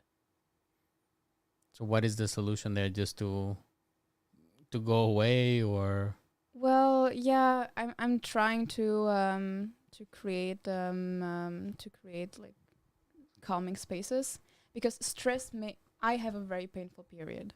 So stress makes pain worse. So I'm trying to create an environment around myself that's the least stressful possible. Obviously, with work, it isn't always possible. This also is insane to me that we expect women to act as if nothing is happening. So some countries are moving towards yeah, in which country? Spain, I think, now made it. There was some. I haven't had the time to read up on it yet, but there was some changes in legislature about menstrual leave. It's actually, you can take it as a sick leave. It's a reason to take a sick leave. Yeah. So in Canada, in some companies, they do it too. A friend of mine, she works in a bank, and she can take days off when she's on her period. That definitely helps. It says I have to get a needle stick into my testicle to have a baby, and I'm scared to death to go there. Can't imagine how hard birth is for a woman. Yeah, yeah. Are you mentally prepared, do you think? I don't want to give birth. So you already made that decision. I made that decision years ago. It's also one of the controversial topics that made me go viral. It's your Because body. but a woman saying she doesn't want to have kids goes against so many things in our society. Like, women, that's our role, right? To give the world babies. So if somebody says that they don't want to, that they don't see that in their future, it creates chaos for many people. I think that What is the reason for your existence then, if not children? people bring a lot more to the world, and I think that's yeah, for sure. just But important that's how many for you. people think. People are dumb, as we're finding out. But I think that's just a decision for you and your partner. Yeah, exactly. So for me, I hopefully won't have to deal with this. But Adoption is also not. yes, that's exactly what we are gravitating towards. We would like to adopt, and ideally a kid that's older and wouldn't get adopted otherwise. Because so many families that want to children really badly want to have little children, because they want, if they can't give birth, they want to have that baby another way. But for us, because this wish of having a child isn't that huge, but we would like to have a family, extend that family, maybe also be able to give a home to someone, and so that's the reason. But it all will be depending on where we stand in the next years in our lives, financially, work-wise, mentally, everything. I just kept thinking of the movie Orphan while you were telling me that, of an older kid. Have you seen it? No, I haven't. Don't watch it. It's a scary movie. I'm not the biggest fan. I like thrillers, but I don't like horror. Is it the blood, or is it you don't like being scared? Yeah, I am quite a scaredy cat. But I just haven't seen that many like good horror movies that aren't filled with jump scares, and just I don't know. I understand if the feeling of getting scared is something that people enjoy out of a movie. I'm not that kind of person. I I go for story. I like, for example, movies that take it slow too, where you can actually enjoy the image and, take it in. Movies that breathe, that take time, that give the characters time to. You should try the movie Soho. I have it on my to watch list. Okay. Yeah, I know. So I think what you are describing is Soho. I was highly skeptical because I am a big fan of horror movies. And it looked way too artsy for me because I have I also don't enjoy the slashing and jump scare stuff. I like the horror that there's a movie, for example, and Asian horror is the best for this, that they show you this, they show you that, they show you that, and then they put it together. Either you or them put it together for you, and then you realize what that means and all the consequences, and that immediately raises the hairs on the back of my head and gives me goosebumps, because that's real fright for me. Yeah. Not the Yeah. even though sometimes, but Soho will be an excellent movie for you. Oh, I loved Parasite. Have you seen Parasite? Yes. I loved it. So It was brilliant. So I should definitely recommend you some Korean movies. Oh yeah, Some you can. Korean and Japanese, because Parasite is an excellent movie, but there are so many really, really good movies. Like My Sassy Girlfriend is a I don't know that one. romantic comedy. It's very good. But yeah, I'll send them to you after. Yes. I'm gonna cover the last few questions to let you go on time.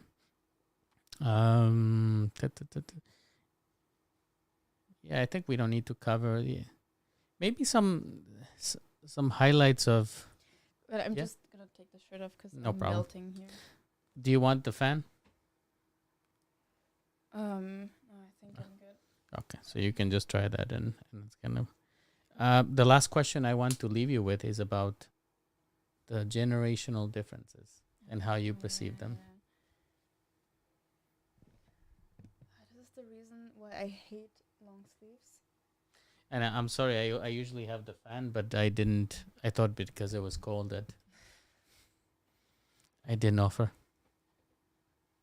All right. Oh, actually, when I'm already moving around, I'm gonna answer your question in a sec. But I have a No little problem. present for you. What present? Yes. Thank you. It's Christmas. You're a sweetie. I brought you this. Thank you so much. I have to give you a hug for that. Thank you so much. No. Thank you so much. I'm gonna wear my poutine. So, for those who I don't know, did we talk about it when we were live? No, we have to. Okay, so poutine it isn't poutine. It's also not putain, which is I want some poutine. putain is it's I don't know why I pronounced it Asian. But it sounds delicious. That's not how you pronounce it. I don't know. I can't switch into my French now.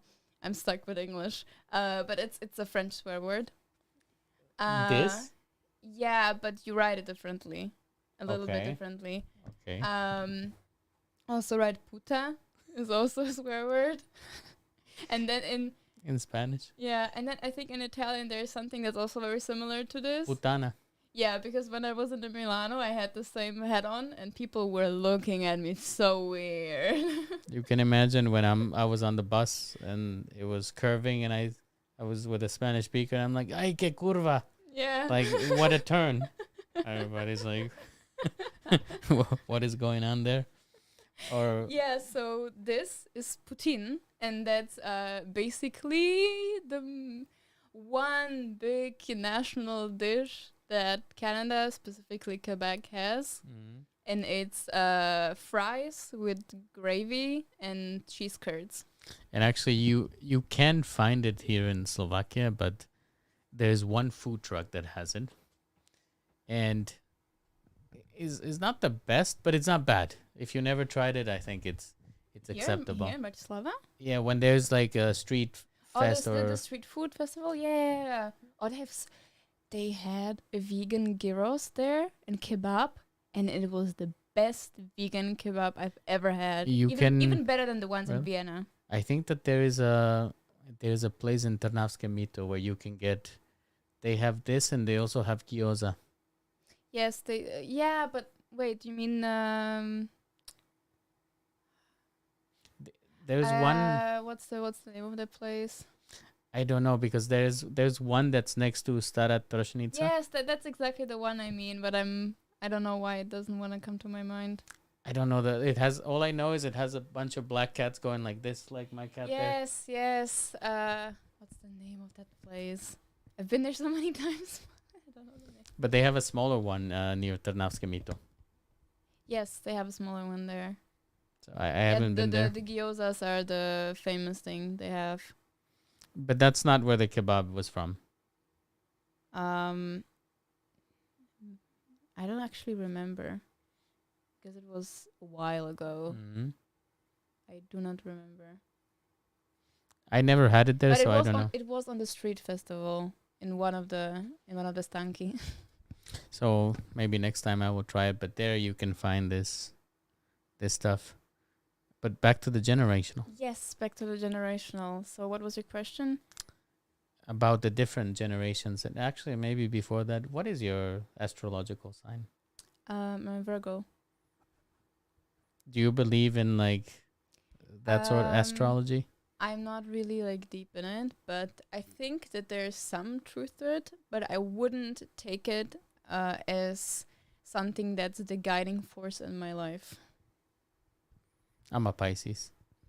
So I don't know what that means at all. I'm supposed to be in touch with my feelings and be perceptive and Well, so far, sounds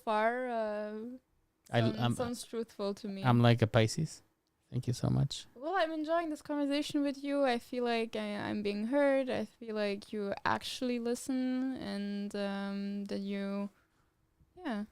And also how you communicate about things. Like it gives off the vibe that you care. Thank you. I wouldn't invite you if I didn't.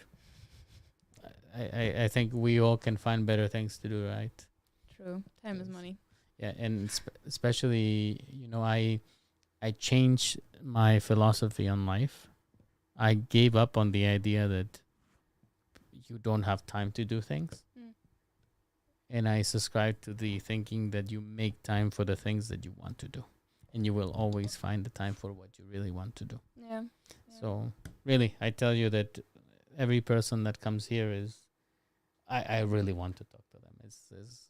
I feel like a lot of people they feel like they are obligated to do XYZ, to meet with this and that person because they maybe know them for years and they just, just because they know them, they don't necessarily have to like them that much, but it's a colleague, friend from like high school, so it's polite would be seen as bad if I don't meet with them. I don't do it anymore. Obligated. Yeah, I don't either.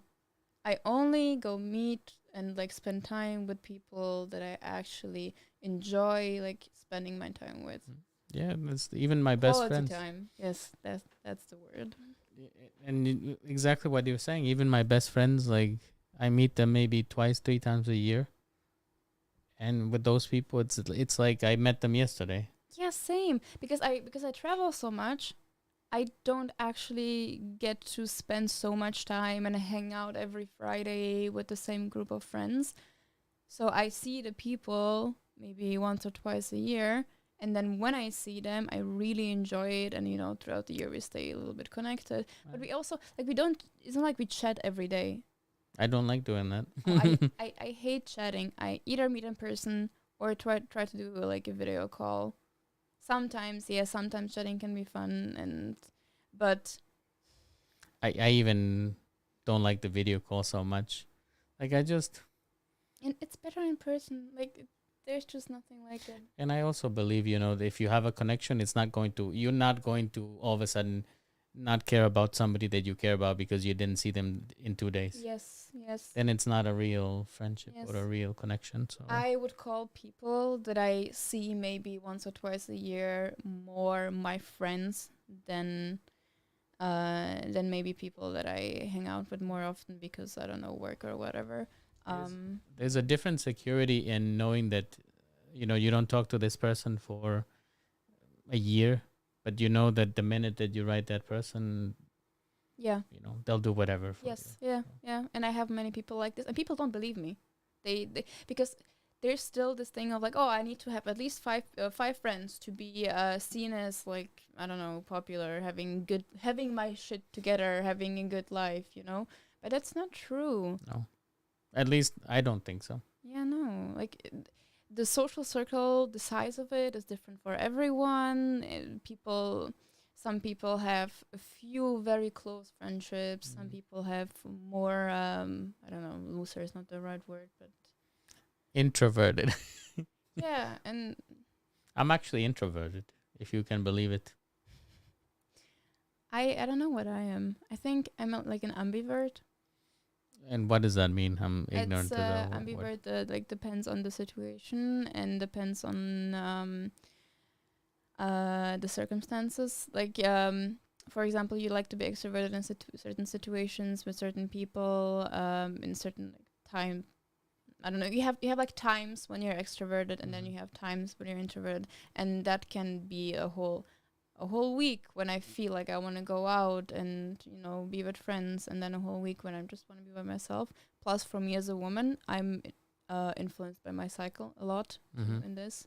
Oh, for me, it's more about I put myself in positions where I have to be extroverted, but I really love being alone and not talking for days or chilling. Yeah, and this, I think, when we tie it back to the generational differences, I think this is something that Gen Z does so well that they kind of reclaimed also the word introvert, I find, and they celebrate like time with just by themselves, me time. This is something that I feel like didn't exist when I was growing up. Do you have your me time? Oh, I love my me time. I love traveling alone too, which sounds crazy because a woman traveling alone, also certain countries, certain places, my mom always is super scared, but Yeah, I guess it depends. I'm thinking if I like to travel alone.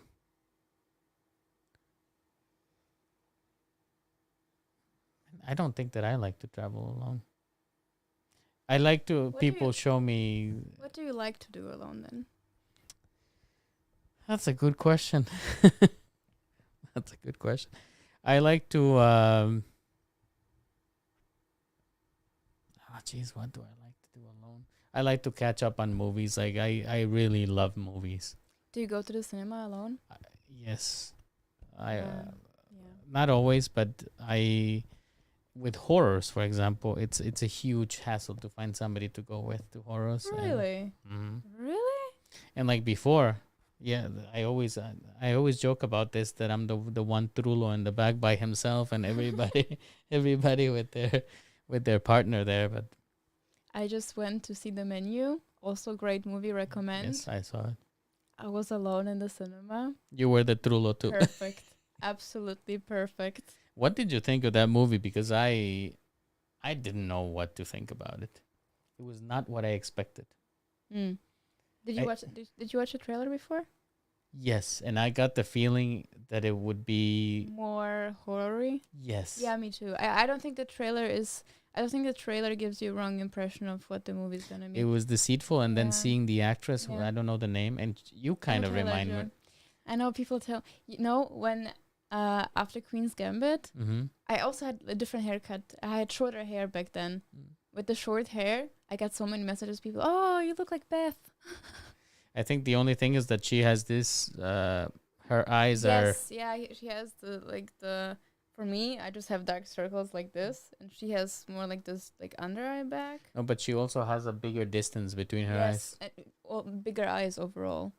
I think it's a certain amount of the population have this because I used to do art before, so there's always the general rule that one eye fits between your eyes when you are drawing or doing anything like that. Okay. But she has bigger distance, and that's Yeah. actually a genetical thing that she has. But yeah, you could just pull them a little. Or I'm sure that you could do some makeup to make the distance. Yeah, I look. did it for Halloween. Really, you have to show me the picture. Oh, you can find it on my Instagram. We did. I dressed up as Anya. Unfortunately, because I like to wear makeup, but I don't like to go do the full. How do you say it? The full beat.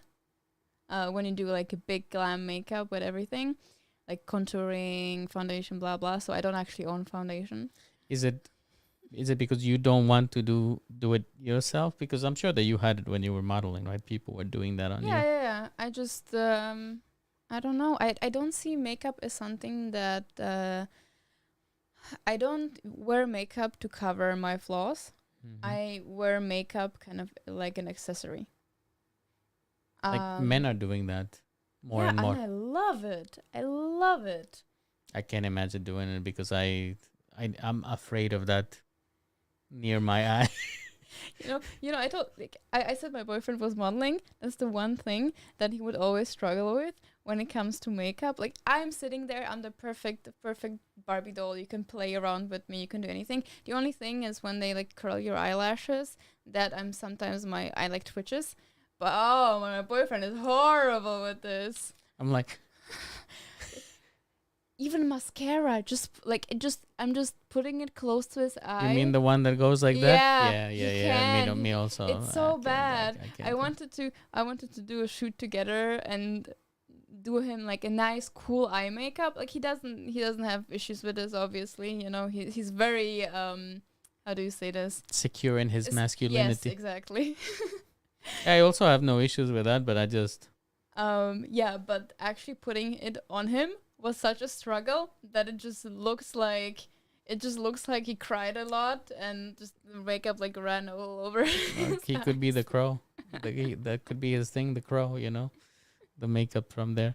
But yeah, makeup, and I think that's a big generational difference. Overall, like blurring the lines between genders, which is something that I appreciate very much. Um, because I think dividing the world so rigidly, I think it creates walls unnecessarily. And then many things like social justice, climate change. Like I find Gen Z being very this I don't give a fuck attitude, and I'm gonna talk about this, and I really appreciate it, and I think it's so needed. They're empowered. One thing that does bother me about movements like the environmental movement and things like this is I think that the targeting is a little bit off. Yeah, yeah. And I'll tell you why, and for the people listening, that when you look at the consumption of or the footprint that, for example, one billionaire has Mm. taking a 17-minute flight where they Yeah. can use what you use in a year, and then they tell me that I'm the problem Mm. because I don't know, I turned on the heating or did something. I'm wondering why we don't start where it makes a difference. Like it's not you not recycling, because a lot of the recycling here, I don't know if you know, but plastics, something like 70 or some number like that cannot be I know, recycled. I know. And I went vegan primarily because of climate reasons. Actually, that was my starting point, and then everything else came on top of it. I started to learn more about animal abuse, blah blah blah. I started seeing health benefits for myself, and yeah. But that was the igniting match that started it all. That I wanted to contribute, and I wanted to do more than reducing waste.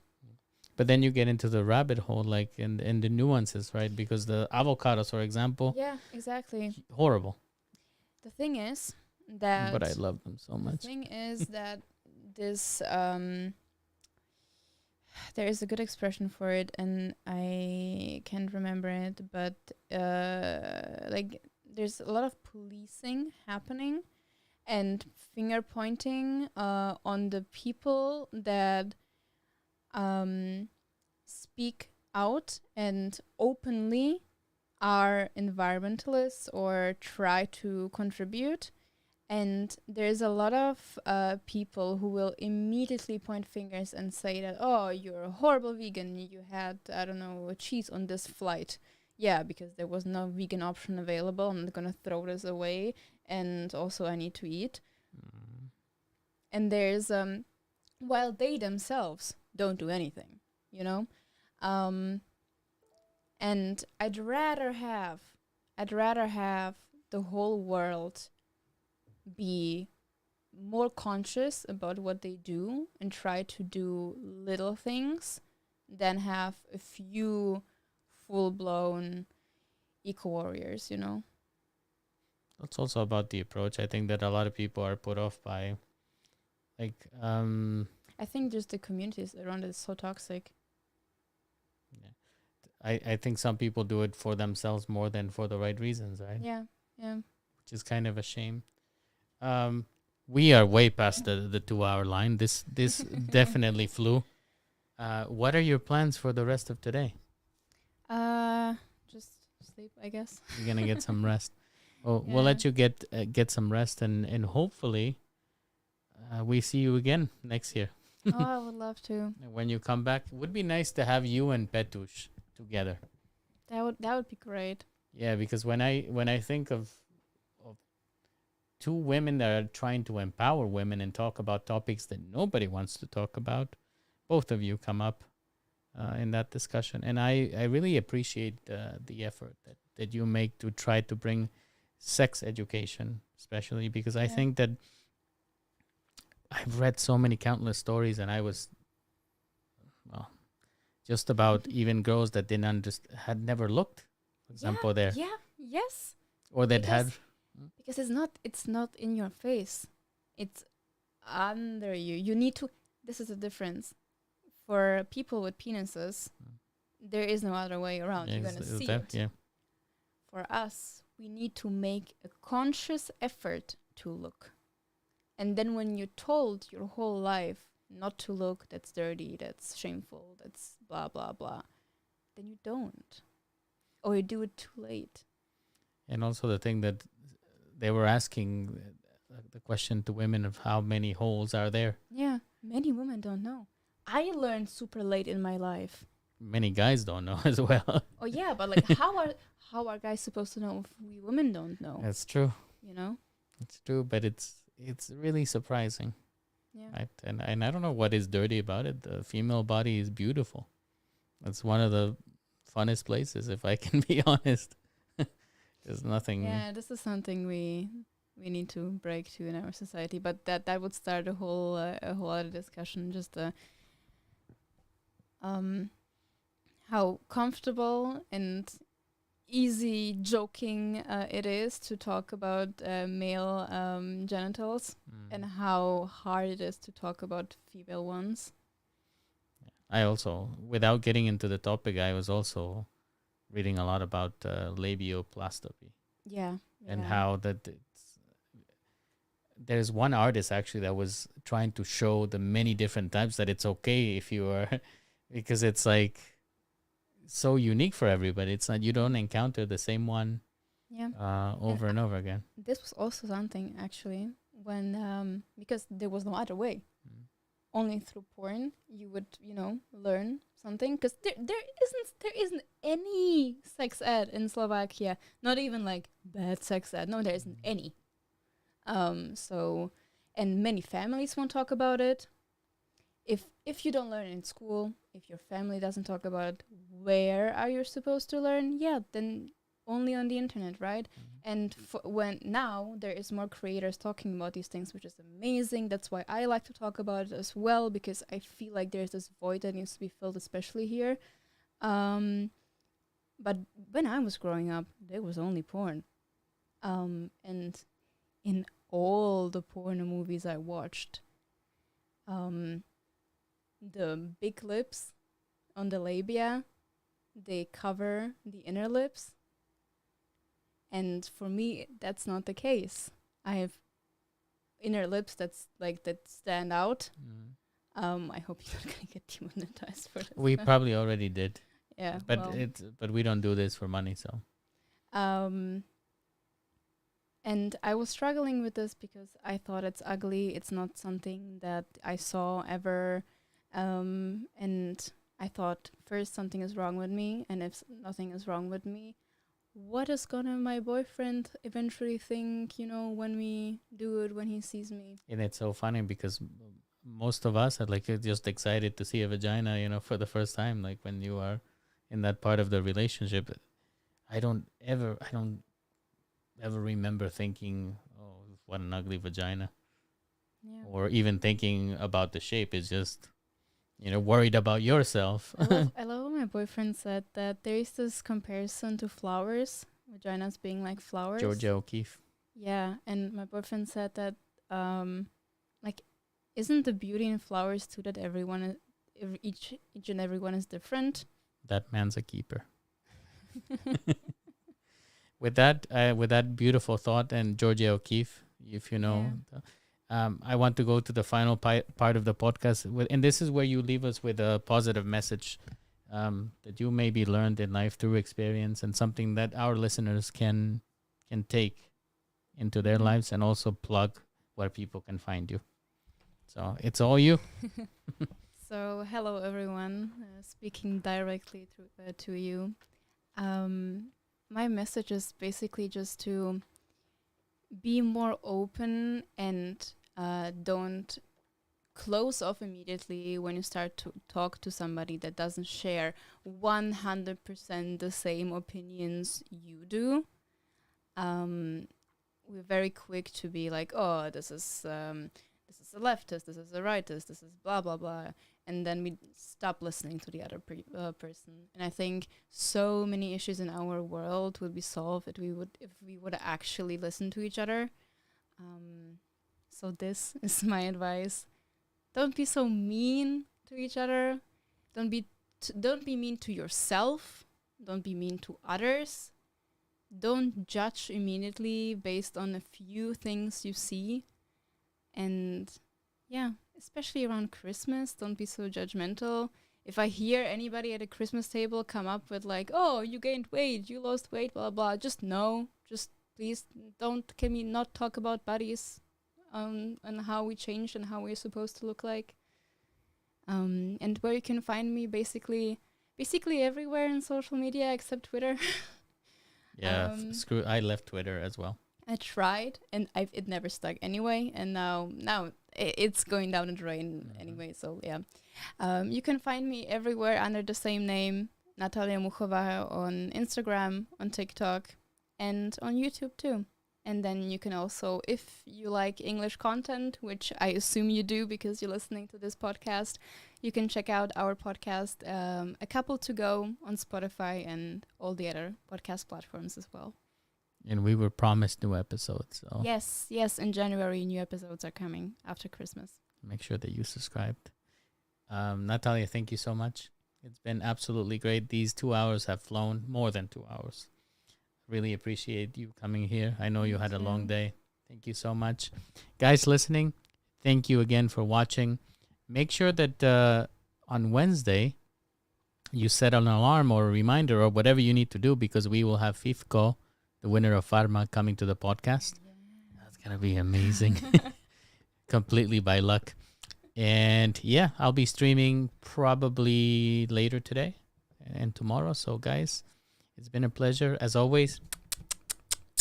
Love you very much. Oh wait, we need to do the Korean heart. Ah, that's cute.